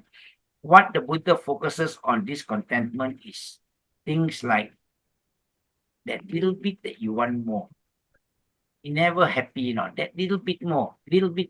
Example, when we have a house, if it's a 2-room house, we say, if extra 1 room, very nice, I can have a bigger storeroom, That discontentment, correct? If you got a 3-room house, I'm sure the people with 3-room house will say that if I have the 4th room, very nice, I can convert this to this, correct? If you have a 4-room house, you still have that discontentment. If you have a car, you say, the car is a bit more bigger, CC, better So this small discontentment and making us very unhappy, These are the negativities in life. So we must try to overcome this in life. We must overcome this kind of discontentment. We're not saying that we cannot have ambition. We can have ambition, but don't be attached to that ambition whereby you do silly things to achieve Enjoy life as is So this discontentment is this small little wanting a little bit more in us that is actually causing us to remain in samsara. That's all. If we can just learn to be contented with what we have, make the best use of what we have, I think you will be more happier in life. Otherwise, this discontentment will be a cause of your unhappiness. And hunger and thirst, you understand this hunger and thirst is one disease that cannot be cured This is one disease that can never be cured. Must be taken medication 3 times a day Also cannot be cured also whole life. You must eat and eat and eat but please eat to feed the body not eat to satisfy your urge So remember, the Buddha also took 1 meal a day, just enough to feed the body so that the body supports the mind, so that your mind becomes clear. If your body is weak, your mind also cannot think properly So these kind of things And this craving is a little bit bigger than the discontentment that I talk about. Don't be attached to that kind of thing. We can have, like we said, Buddhists, you mustn't say that Buddhists cannot have ambition. Of course I can have ambition. Right? I want to have a bigger car. Why not? I can have the ambition to have a bigger car. Why not? But I must not be craving for that. I must not be attached to that wanting of a bigger car. then I give up a lot of other things just for my bigger car. That is not right. For instance, if I have to support my children to school, so I give up my bigger car, never mind, right? But I make sure that they go to universities, they get proper education, and they come out to be good people. So but if I crave too much for a bigger car, I want to show off, then I risk my children's education. No, you try to go for government scholarship.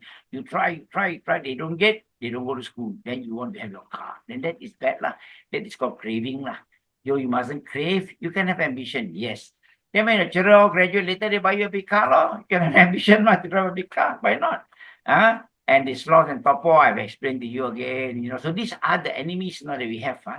So sloth and topo, I told you, sometimes I ask you to do work, you say you're too full. Sometimes you say you're too hungry. Sometimes you say, it's so hot, you want me to go and do.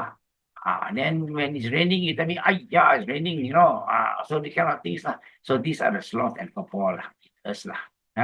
And of course, the fear. Sometimes we have all this unnecessary fear. We think too much, we create a lot of unnecessary fear. Okay, I won't describe this in detail, but of course, from the Buddhist point of view, we can describe in detail. And the doubt is, of course, vichikichi, like I've said. When you're about to succeed, you have doubt whether you are doing the right thing or not doing the right thing, so these kind of things. So conceit and ingratitude. So don't be too conceited in life. Don't be so ingrateful. Don't be an ingrate.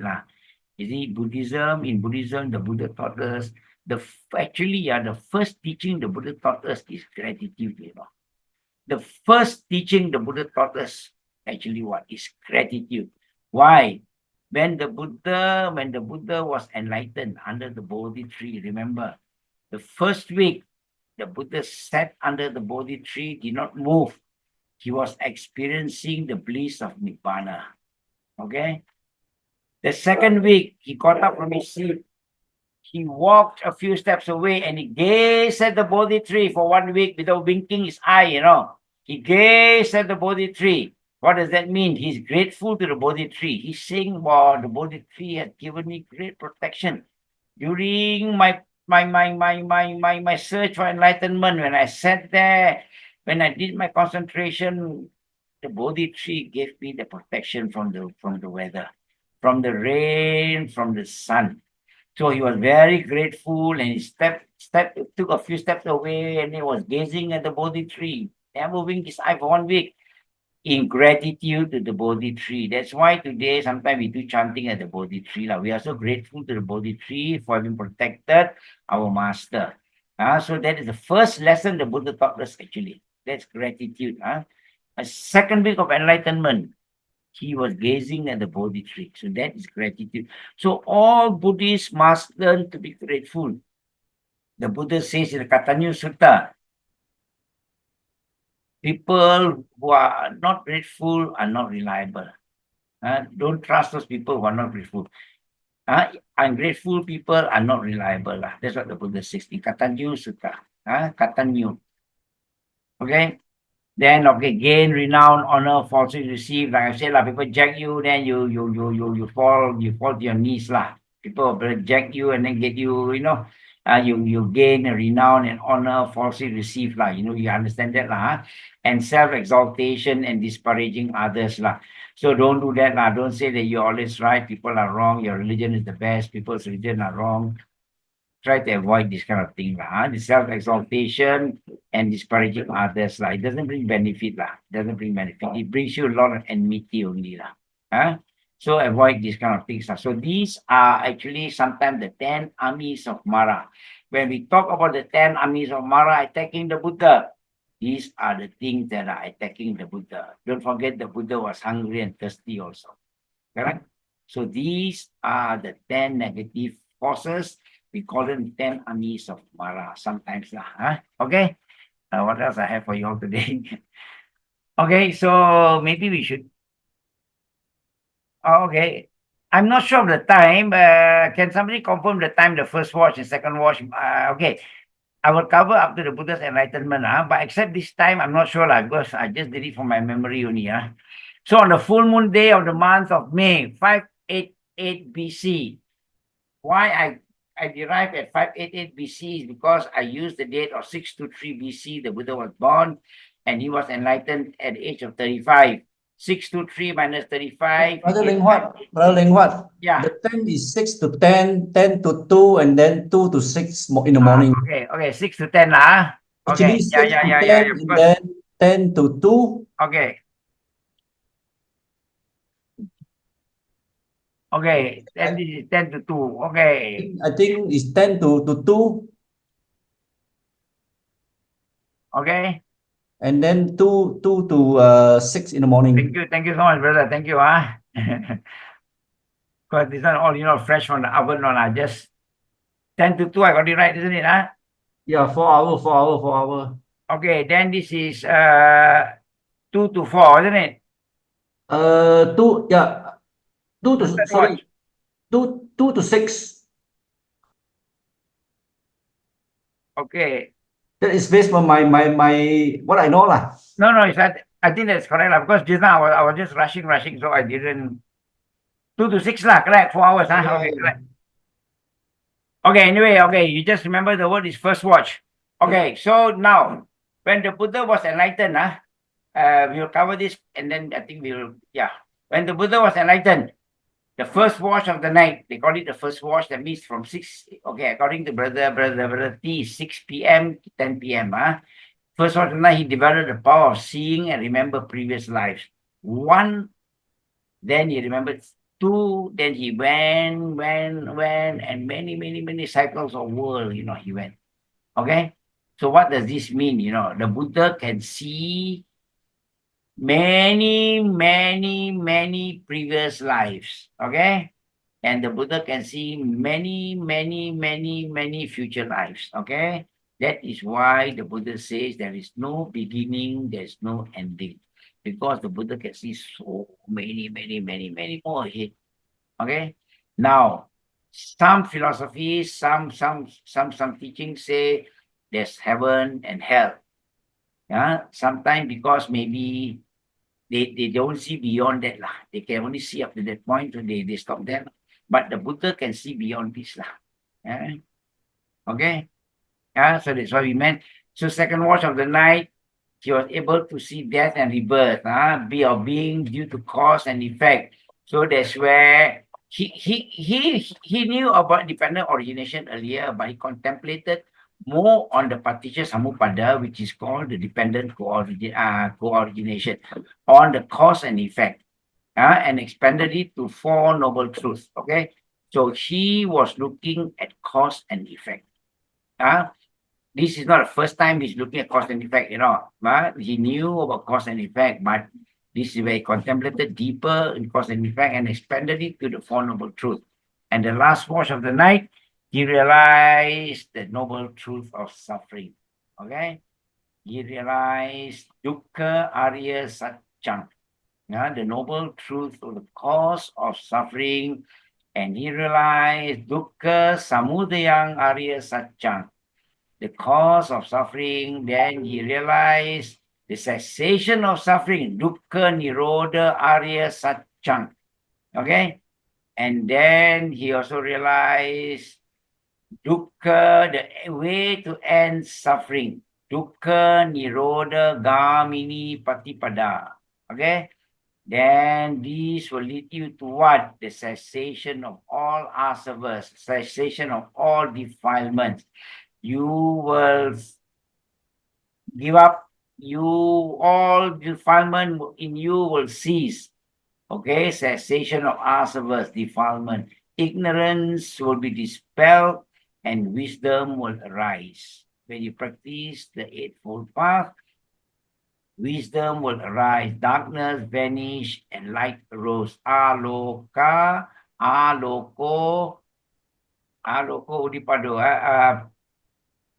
Udipada, okay. Aloko udipada. That's the Pali word lah. So whereby light will arise. Okay, so this is the Vesak Day. This is called the enlightenment. Then he is known as a Samma Sambuddha. I have explained to you what is Samma Sambuddha, meaning he gained enlightenment on his own. Okay. He gained enlightenment through his own effort with no teachings, okay? No teachings from others, all right? And then he knows the formula. He knows the formula, and now he's teaching us the formula. That is why he is known as a Samma Sambuddha, and not a Pachaka Buddha, and not an Arahant, okay? So this, Brother Tan, ah, Brother Tan, can you go back to the previous slide, please? Yeah, this one here. Did all these 3 watches happen in one night? yes. Okay, then the timing, you see, you put there first watch, can we use the 100 hours is more easier, 1800 to 2200? Okay, can, Okay. okay. Because Yeah, the timing, you have to check lah, 1800 hours. yeah, because if he ends at 10 p.m. Yeah, and then your second watch is what time? 10 10 p.m. actually, yes. Second one is 10 p.m. actually, yes. 10 p.m. to 2 Yeah. a.m. Yeah. So it'll be, you prefer it to be 2200 hours? Yeah, to 02. Yeah. It will be easier. 0200. I think one of the books, right? It's written there about the how do you say, the daily life of the Buddha, right? There's one part, I can't remember which book. I know we studied during for the junior part. Okay. So I think we can also, when we read the books, we will definitely be able to find the answer. Okay. Yeah. All right. Thank you. Yeah. The timing is somewhere lah, but I don't remember lah. Sorry, The timing, of course, when I was doing this, No problem. It's just that I was a bit confused. Yeah, correct. So we can also put that way. Yeah. We can do it that way also. Yeah, 0 to 100, isn't it? Yeah. To 6 a.m. 0 600. 600. Yeah. Yeah. Oh, where did he sleep now? Because something is not very correct here also. He sleeps for 2 hours somewhere. He has 2 hours to sleep only normally. And never mind, you can check on your own. These are not this, you can do your own lah. Yeah. Okay. I remember he sleeps for 2 hours after that lah. Okay. Then he's known as Samma Sambuddha. Okay. And then what is enlightenment? Okay. Then what is enlightenment? So enlightenment is the Buddha sought answers to the problem of suffering and the continual cycle of birth and death and rebirth, which he witnessed all around him. This is when he witnessed the 4 sights. That's why we say the 4 sights is just a symbolic lah for him to realize the true nature of life. That's why he left lah. So the Buddha sought answers to the problem of suffering and the continual cycle of birth, death, and rebirth, which he witnessed all around him. He rejected the path. Remember, the first lesson the Buddha teach, this I will cover, I think, on his first Dhammacakkappavattana Sutta. He will tell you that reject the path of complete self-denial, asceticism, self-mortification. Sometimes we use the word self-mortification, and reject comfort and indulgence of his former life as a prince. Here the Buddha says you will avoid self-mortification and too much indulgence in sensual pleasure. Okay? This is what the Buddha calls it here, is the Buddha says, Kamesu kama sukali kanu yogo. Okay? So the Buddha says you must not addiction to indulgence of sensual pleasure and also extreme practice of atta kila matanu yogo. That means self-mortification. This is the first teaching of the Buddha. There are many first I'm talking about now, isn't it? The first was actually gratitude, but this is in his first sutta, in his first formal teaching to his 5 disciples. First formal teaching to his 5 disciples, he told them, you must give up indulgence, too much indulgence of sensual pleasures, because we are all ascetics. We have renounced worldly life. So we must give up kama sukali kanu yogo. Give up too much of this kind of sensual pleasures.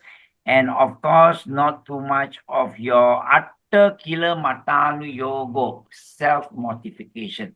The self-mortification is no good because it just make your body suffer in pain, doesn't help you at all. Okay, this is the better word, I think. Okay, self-mortification and reject comfort and indulgence of former life as a prince. This is not correct, actually. Okay. He rejected the path of complete self-denial, self-mortification, and also comfort and indulgence. Attachment, better lah. He rejected attachment. Brother Tan, Yeah. shouldn't the question be why did the Buddha, because you say what was the Buddha's enlightenment? Yeah. Okay. There are many ways to define this now. Okay, this is actually to define. Okay, this is to define. This is enlightenment lah. But this is not very not very good lah. Maybe I will change this later lah. This I will change lah. I don't think this is. Maybe because I was. Loko udah padi. Okay, loko. Okay. Anyway, never mind. This one is not too good. Okay, what is enlightenment? Maybe we'll write again lah. I'm also not too happy with this. There are a lot of times I do, and I'm not too happy also. Rejected upon complete self-denial. Okay, self-mortification.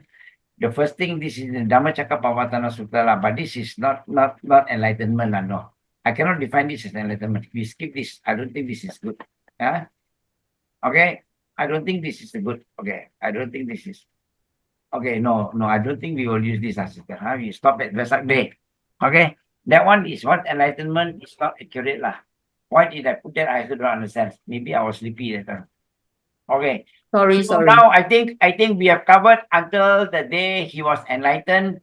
Now the next lesson we will talk about. Actually, from the schedule I have, next lesson we will learn about the 9 virtues of the Buddha. Okay, let me see whether I'm ready for it, whether it is appropriate to go on that or to continue with his life and then we go to that. I'm not sure lah. I will see. Okay. Because if I go straight now to the 9 virtues of the Buddha, also possible lah. Then I drag that on a bit. Also possible lah. Can. The schedule says next week will be the 9 virtues of the Buddha. There's Itipiso lah. Itipiso Bhagava Arahang Samma Sambuddho. Okay. So any question now? I think we have covered quite a bit. So you know what is the Samma Sambuddha. Last week we have defined for you what is Samma Sambuddha, what's a Pacceka Buddha, and what is the Arahant. And our target is to be an Arahant lah, because we are learning from the Buddha. So when we learn from the Buddha, we become an Arahant lah. Okay, so I shall stop my screen sharing now. Okay, so any questions from you all? Now I think we have got 5-10 minutes. We can discuss. Like last week, I got very good questions like Pali chanting and all that. You can ask me on all those things. Yeah. So is your son happy with the explanation last week, sister? I forgot which sister asked me that. Yeah, I've heard of that many times. People are saying why we chant in Pali when we don't understand Pali lah. I once hosted a nun, and then she stayed in my house for a few days. She didn't know that I'm a very keen Pali chanter, so she also asked me why people chant in Pali when they don't understand Pali, right? Yeah. But the reason why Pali chanting is important is because, like I said last week, it has kept the teachings of the Buddha in its pristine state up to today. If not for this chanting, I think the teachings of the Buddha will all be destroyed and distorted. So now it cannot be distorted because we refer to the Sutta. There are controversies now. Yes, there are a lot of controversies, even life of the Buddha. We can refer to the Sutta and see what the Sutta says. Interpret it your way lah. I always say you can interpret it your way, and the Buddha's guide to interpretation is make sure that whatever we interpret is good for you and good for others lah. Don't think of anything that's good for you lah. Good for you alone is not good enough. Good for others alone is not good enough. In the Buddha's teaching, whatever we do, it should be good for others and good for us. Together, then that should be adopted. So we cannot simply interpret things and then, make it as though it is most correct lah.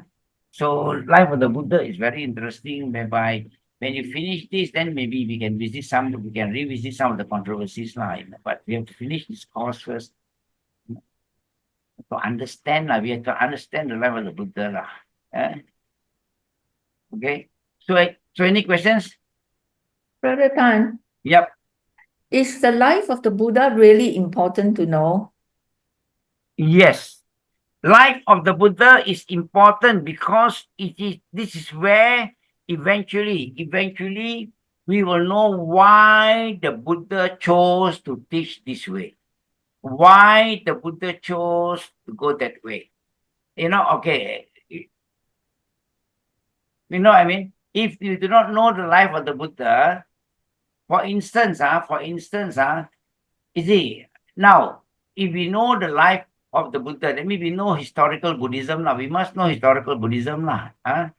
Okay, for example, now during the time of the Buddha, women are actually being slighted, correct? They don't really look up at women. Women are considered as like the downgrades lah. Okay, women are only good for the kitchen lah, in short lah. And women are not allowed to go into discussion, not allowed to listen to Dhamma talk or go to temples to, all those kind of, But the Buddha opened his door, and that is why there are some restrictions now, because the Buddha cannot open fully and say that, all women come equal to men.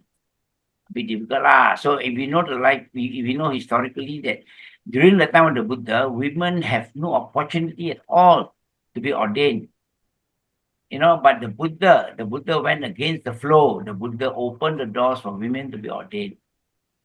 Now, during the time of the Buddha, there were the 4 caste system: the Brahmin, the Kshatriyas, the Sudras, and the Vaishyas. Vaishyas and Sudras. That means the Brahmins are the elite top lah.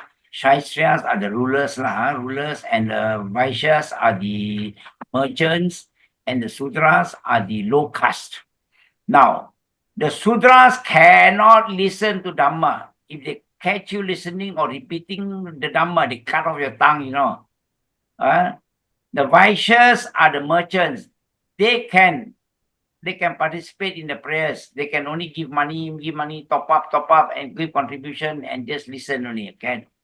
So the Vaishyas. Then the Kshatriyas are the Buddhist clan. The Sakyas are Kshatriyas. They are the warrior clan. They are the rulers, the kings. They can also participate in all the ceremony, but they cannot conduct the ceremonies. Okay, they cannot conduct. Only person who can conduct the ceremony are the Brahmins. Okay, so that was why the people were not unhappy. Why were the people not unhappy? Why were there Samana movement? Because they were all unhappy with this practice where only the Brahmins can do all these rituals and you can only participate. You can only give money. You can only give contribution. The Brahmins collect everything. So this make them unhappy. So you slowly see how the Buddha teaches lah. And then also during the time of the Buddha, you will see that fire worship is rampant those days, fire worship.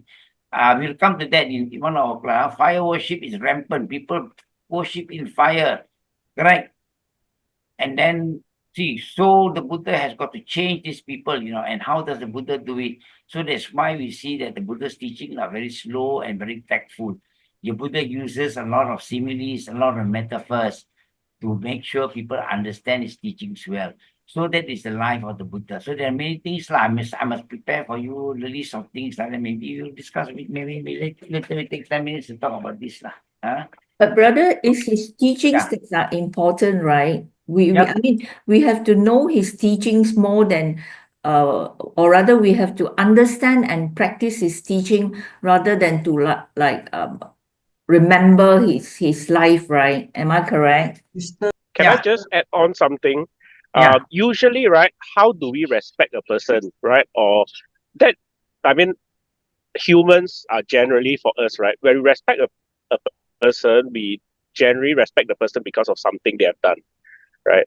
And how do we know what they have done is through their life story or, through our experience with them through work or something, right?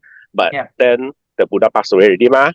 Yeah. So how do we respect him if we don't know what he has done, his life, his everything, right? So by studying more about it, by understanding more, this is how we gain our sattva. This is how we understand the virtues. This is how, how we Yes. Yes. have the respect, right? Yeah, don't get me wrong. I'm not saying that the life of the Buddha is not important, because from what I know, we have to know the Four Noble Truths, the Eightfold Path, the three Let me characteristics. answer this thing. Our syllabus are divided into 4 modules. So the 4 modules, the first 3 modules actually are the triple gem: Buddha, Dharma, and Sangha. No worry about the Dharma teaching. We have actually 11 lessons on the Dharma later on. Okay, when we learn, we have to learn Buddha. There will be 6 lessons on Buddha. And later on, then we will have 11 lessons on the Dharma, Buddha's, what he teach. Okay, and then later on, we will teach also 6 lessons on the Sangha. That is what we call triple gem. And then later on, you know the triple gem already, you know the Dharma, Buddha, and Sangha. Then how are you going to practice? We call lay Buddhist practice. And then another 4 lessons, it will be complete on the 26th lesson. So no worry about what Buddha teaching. It will be on the module number 2. Okay, thank you. Triple gem is very important because the exam cover who is Buddha. When you learn Dharma, when I first actually learned Dharma, everybody say Buddha say this, Buddha say that. And then I also, who is Buddha? Why we have to respect him? Why we have to listen to the Buddha? Who is he? Why is so special about Buddha? Why not Jesus Christ? So firstly, we got to answer who is Buddha before we go into what he's teaching. And then later on, after that, Buddha is no longer here. The Dharma is the most important part. And then after the Sangha will guide you what to do. And then, of course, lay Buddhist practice. You got to know how to practice. And also our module cover a little bit on the history, a little bit on the first council, second council, and third council. And also for higher stage, we also cover Asoka, King Asoka mission. So all these are very important knowledge. No worry about the Dharma, what Buddha teaching. We have 11 lessons on that. There's a biggest part on the 4 module. Okay. Yeah. So another thing is, for Dharma, right? One of the characteristics of learning the Dharma. This is what the Buddha was having this conversation with one of the 4 great kings, right? That it is step by step. It is like the waves that come in slow, right? You don't expect to go all the way and then you can become like everything, right? So we need to do it step by step, lah. Yeah. Okay, carry on your discussion. Any more question? Okay. So anyway, to clarify what sister has said, also correct lah. She says that what is important is the teachings, and not only the teachings. What is important is to know the teaching and to practice the teaching. Buddhism is not about seeking knowledge alone, sister. Okay. So Brother Sean has said it correctly also. To know the Buddha is to build up our faith in him lah. Good. Okay. Now you have also said it very correctly. To know the Dhamma is good, yes. But I will add in a bit, knowing the Dhamma alone is no good. We have to know the Dhamma and put that knowledge to practice. And all we know about practice is actually, the Dhamma, what is important to me, we practice your 5 precepts.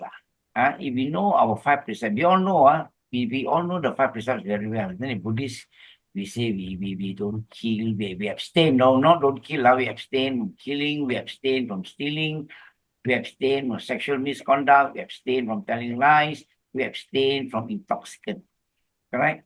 Now, knowing is not good enough. We must put this to practice. That is the Buddha's teaching. Is like what somebody was just saying, that is gradual learning. Buddha's teaching is always gradual learning. It's called pariyati, patipati, pativeda. First, you must have the knowledge. Correct? When you have the knowledge, what do you do with the knowledge? You must put that knowledge to practice. When you know your 5 precepts, what you do, you must put your 5 precepts to practice. Knowing the 5 precepts is not good, but putting it to practice. Then when you have put these 5 precepts to practice, you will realize the importance of the 5 precepts. That is realization. So knowing, practice, and realization. That is the Buddha's way of, that is Buddhism. We must put this gradual learning, learning, putting to practice, and realization. If you don't put to practice, you will never realize. That is why Buddhism is called experiential. Buddhism is an experiential religion. The Buddha, you see, when you learn the history of the Buddha, the life of the Buddha, you know that the Buddha does not teach you from theory. The Buddha is teaching you from his experience in life, his experience in all these things. So that is why Buddhism is called experiential. You can never learn Buddhism theoretically and be enlightened. There is no such things. You must put your knowledge to practice. And what is the basic, what is the core teachings of the Buddha? The core teachings are the Four Noble Truths and the Eightfold Path. But because it is difficult to understand, to realize the Four Noble Truths, and difficult to practice the Eightfold Path, the Buddha extended that to Paticca Samuppada. The Buddha taught the second sutta called Anatta Lakkhana Sutta, the not self sutta. Then only all of them became enlightened. Now the first 5 disciples were not enlightened. They could not understand the Four Noble Truths and the Eightfold Path. It's not easy to realize the Four Noble Truths, sister. These 5 ascetics are very senior practitioners. Yet, after the Buddha taught them the Four Noble Truths and the Eightfold Path, only Kondanya became a Sotapanna. The rest all could not at all understand, could not realize when we say understand. And then the next sutta, the Buddha taught them the Anatta Lakkhana Sutta. To reinforce, all these additional suttas are only to reinforce or to elaborate on the Four Noble Truths. Then only the remaining 4 realized. Then all of them became Arahant after the second discourse.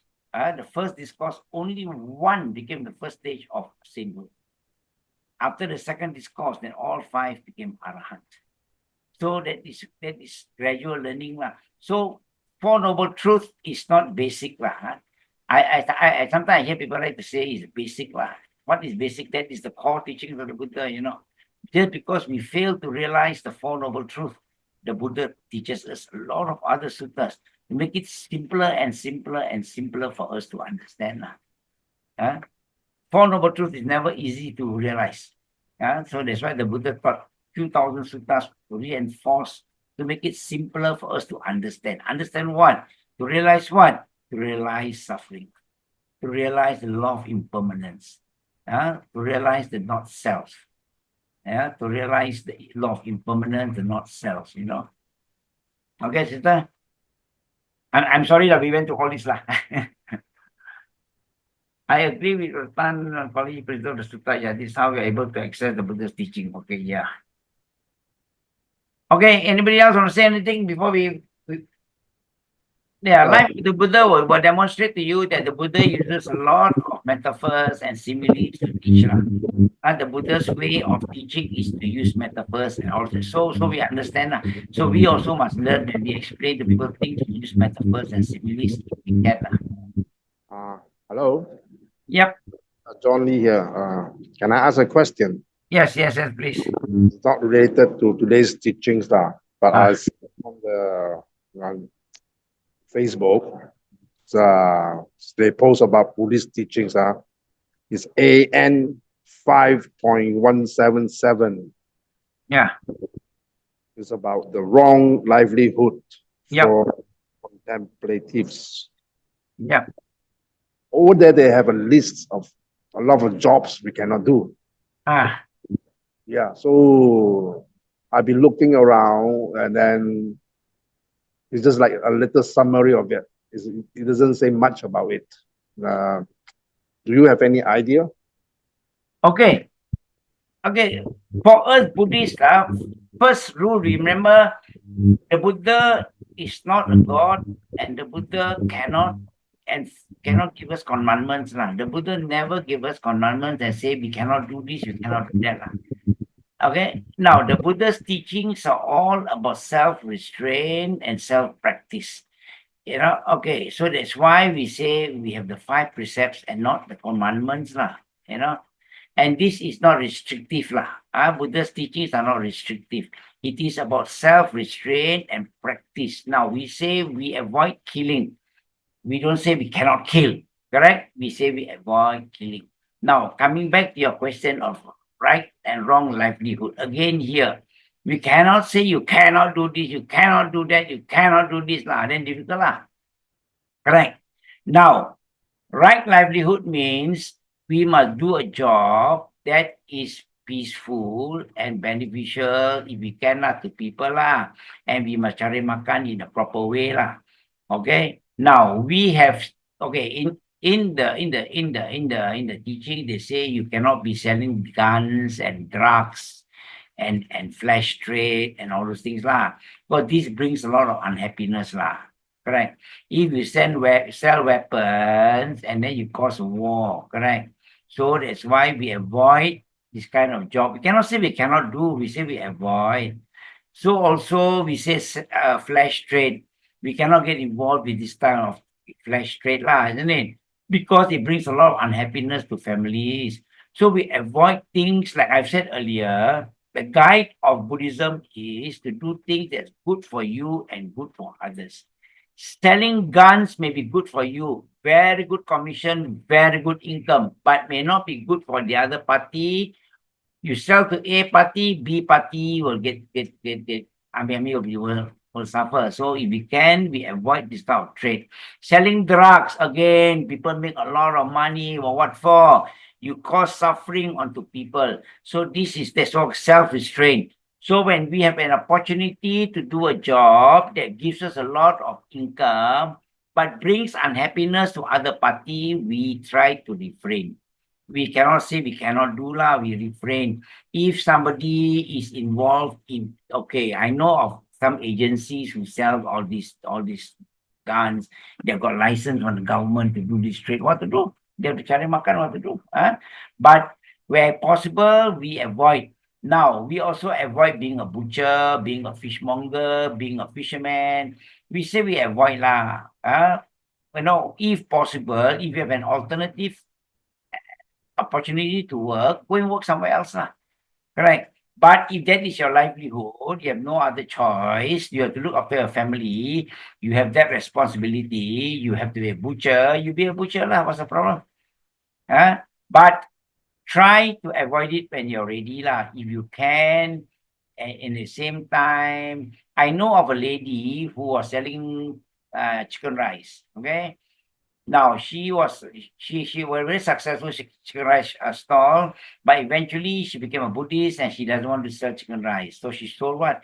She sell vegetarian food lah. So you find alternative lah, slowly lah. So you look for alternative like that. So that is meaning of right livelihood. Right livelihood is also one of the 8-fold path, isn't it? Okay, Brother John? That part I understand, but what I read, give you an example, it says the wrong livelihood for the contemplatives. One of them is placing spells on spirits. Okay, that's wrong. Yeah. Reciting house protection charms. Yep. Okay. That is wrong. And what else? Yep, okay. We don't want to believe in all these charms, huh? Correct. Yeah, agreed.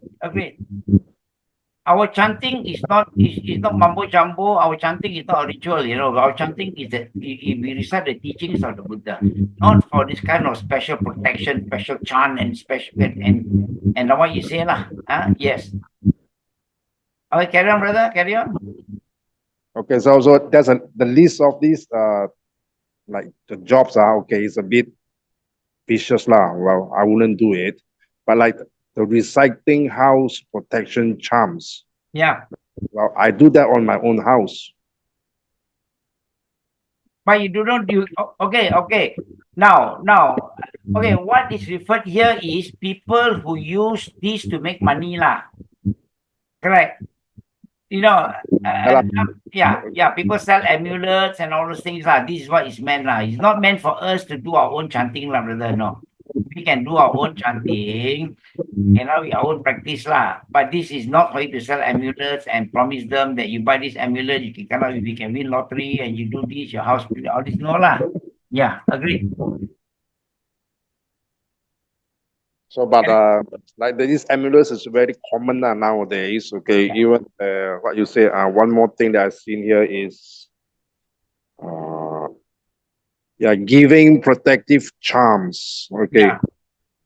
Yeah.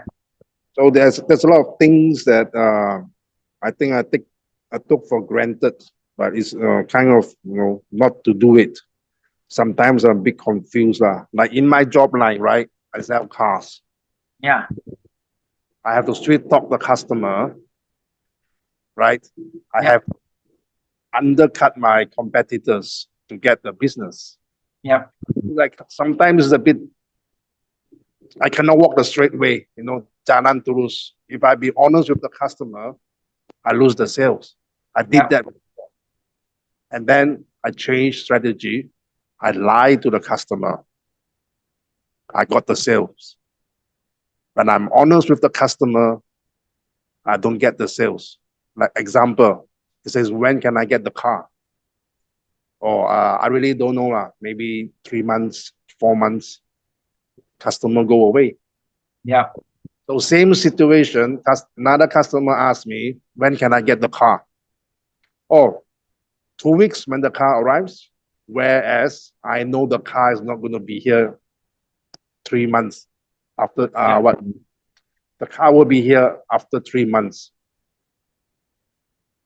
So sometimes I'm really confused. If I don't tell lies, I don't get the sales, I don't get the KPI, my boss gonna get mad at me, right? If I tell lies, I get the sales. I kind of be like, I feel. Okay. The Malay people say, "Wang haram." Okay. So what is your question now? Is it right or wrong? Is that? Did I did right or wrong? I don't know. Sometimes also pusing like kepala. Okay, brother. Sometimes yes. If you go to the letter, if you go to the letter, it is wrong lah. But then sometimes you look at the bigger good lah. You look at the bigger good, it brings you lah. Now, sometimes we do tell of things that, but I give a good example lah, if I have got termites in the house lah, correct? Can I kill the termites or not lah? Do I get people to come and treat the termites or not lah? I'm killing, isn't it, brother? Yeah, yes. In Correct, a way. In a way. Yeah, okay. But then, if I leave the termites alone in the house, if they eat all the beams, then my roof will collapse lah, isn't it? Yes. Correct. And if the roof collapses when my children are in the house or sleeping, or I got gas in the house, and then it will injure them or kill them also, isn't it? Yes. Correct. I lose not only my property, it may cause hardship to other people. So what is my intention of treating the termites, the house? It is for the bigger good of saving my house, which will also save people's injury in future lah. I know of people having their ceiling collapsing when people are there lah, because the termites are there, and then the roof, the ceiling will collapse on, So now, to avoid this situation, I treat the termites, So I go for the bigger good lah. My intention is not to kill. Obviously, Buddhism, like I've said earlier, that's why you need to know the life of the Buddha. Now, Buddhism, like I've said earlier, is about the mind. It's not about the body. Earlier, people think the body is the cause, but now the Buddha says, no, your mind is the cause. So my mind, when I treat the termites, what is my intention? Do I want to kill them because of hatred? No. Oh, I hate termites, I must kill them. No. My intention is to save my house, is to save the beam, is to save my ceiling from falling down or my roof from falling down. And when it falls down, it might injure people. So my intention is bigger good. It is about saving other people and saving my property. Correct? So it is not about killing the termites. So my intention is not hatred and greed and delusion about killing the termites. No, it is about saving my ceiling or saving my roof from falling down one day and injuring people. I lose my property. So that is if that is my intention, brother, I am not guilty of killing, brother. Correct? if we go to the by the letter, we abstain from killing. Matilah saya ni macam semua tak boleh kill lah. I go to my garden, I dig also got worms in the ground. What happened? So I cannot move at all, brother. So we don't have to go to the letter lah. We must make sure that our mind is clear. So if you are doing your sales, as long as your mind is clear about securing a sales, which is your livelihood, I guess that is the bigger good lah. I'm not saying it is right altogether, but I'm saying that it's a bigger good lah. So sometimes you look at the bigger good lah, brother. Huh? Don't go to the letter. I'm also from sales, so I just share my experience. Okay. Yeah. Whatever you do, right, that creates your reputation. So if you know, let's say you lie, you tell them, oh, it's like that. Your reputation when they are going to, recommend to their friends, they will say, I cannot lah, this fella tell me 2 weeks, but then end up 2 months only I get. So this is how it is. Okay. So for me I just give you an example. A few weeks ago, my boss asked me, hey, we cannot find this inventory. Can we just make product complaint and then claim back, right? So we, I said, we cannot do this because it is non-compliant. And in the end, because it really is non-compliant, and as a company, we have to maintain that compliance, so we don't do it. So like, if I would tell my customers exactly what it is, if I don't know something, I will tell them I don't know, I will get back to you. So in the end, because then if you are, if you are honest with them, your reputation is also become somebody that people can trust. So when you say something, people know that you are not like trying to goreng them lah. Yeah. So that is just a sharing from my end, because I'm also from sales. Very good, brother. Thank you. Okay, brother John.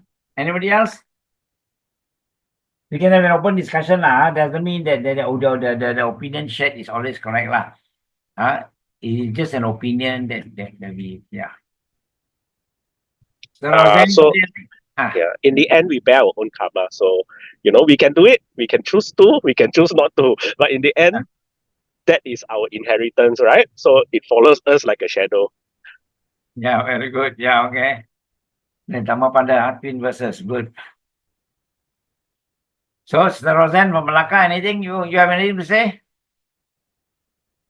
Yeah, Brother Tan, I just want to say something regarding last week lesson 1.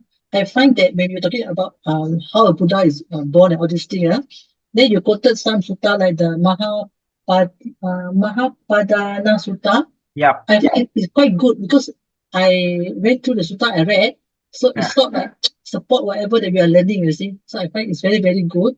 So I hope that in future, maybe if we are doing the lessons, if there's any sutta that is linked to the lesson, you can just let us know, so you can go in and read about it. Yeah, okay, that's good. Yeah. The life of the Buddha, you can go for the Great Renunciation Sutta. You type Great Renunciation, it will appear also lah, or you can go on the Noble Search, also can. Yeah, you can receive the different. There is not much difference, but in between, people may have some other controversies. They pick up this line and they don't like this line and all that. But go ahead and read. And then when we come to the end of this session, maybe we can be able to understand better what we read. We can come to our own conclusion. What's important is we have to learn to come to our own conclusion. Because it's a bit unfortunate today for us. None of us know or can read Pali. Correct? I'm not sure, but I'm not sure among us here, but many of us cannot read or write Pali, and we depend on the interpretation by others. That is called. So go ahead and read the interpretation for the time being, Then we can also use, once we have completed this series of Life of the Buddha, I guess you can also put in your own version. You can also put in your own interpretation. There's one way. The other way is also, if you can join our chanting class later, I may start one in May. I finish with the present one, then we'll continue with the new group in May. After Vesak, then we pick up a few Pali words for you to understand. I will pick up a few Pali words for you to understand. Then it makes the sutta clearer for you. Sometimes because of interpretation, we have conflicts.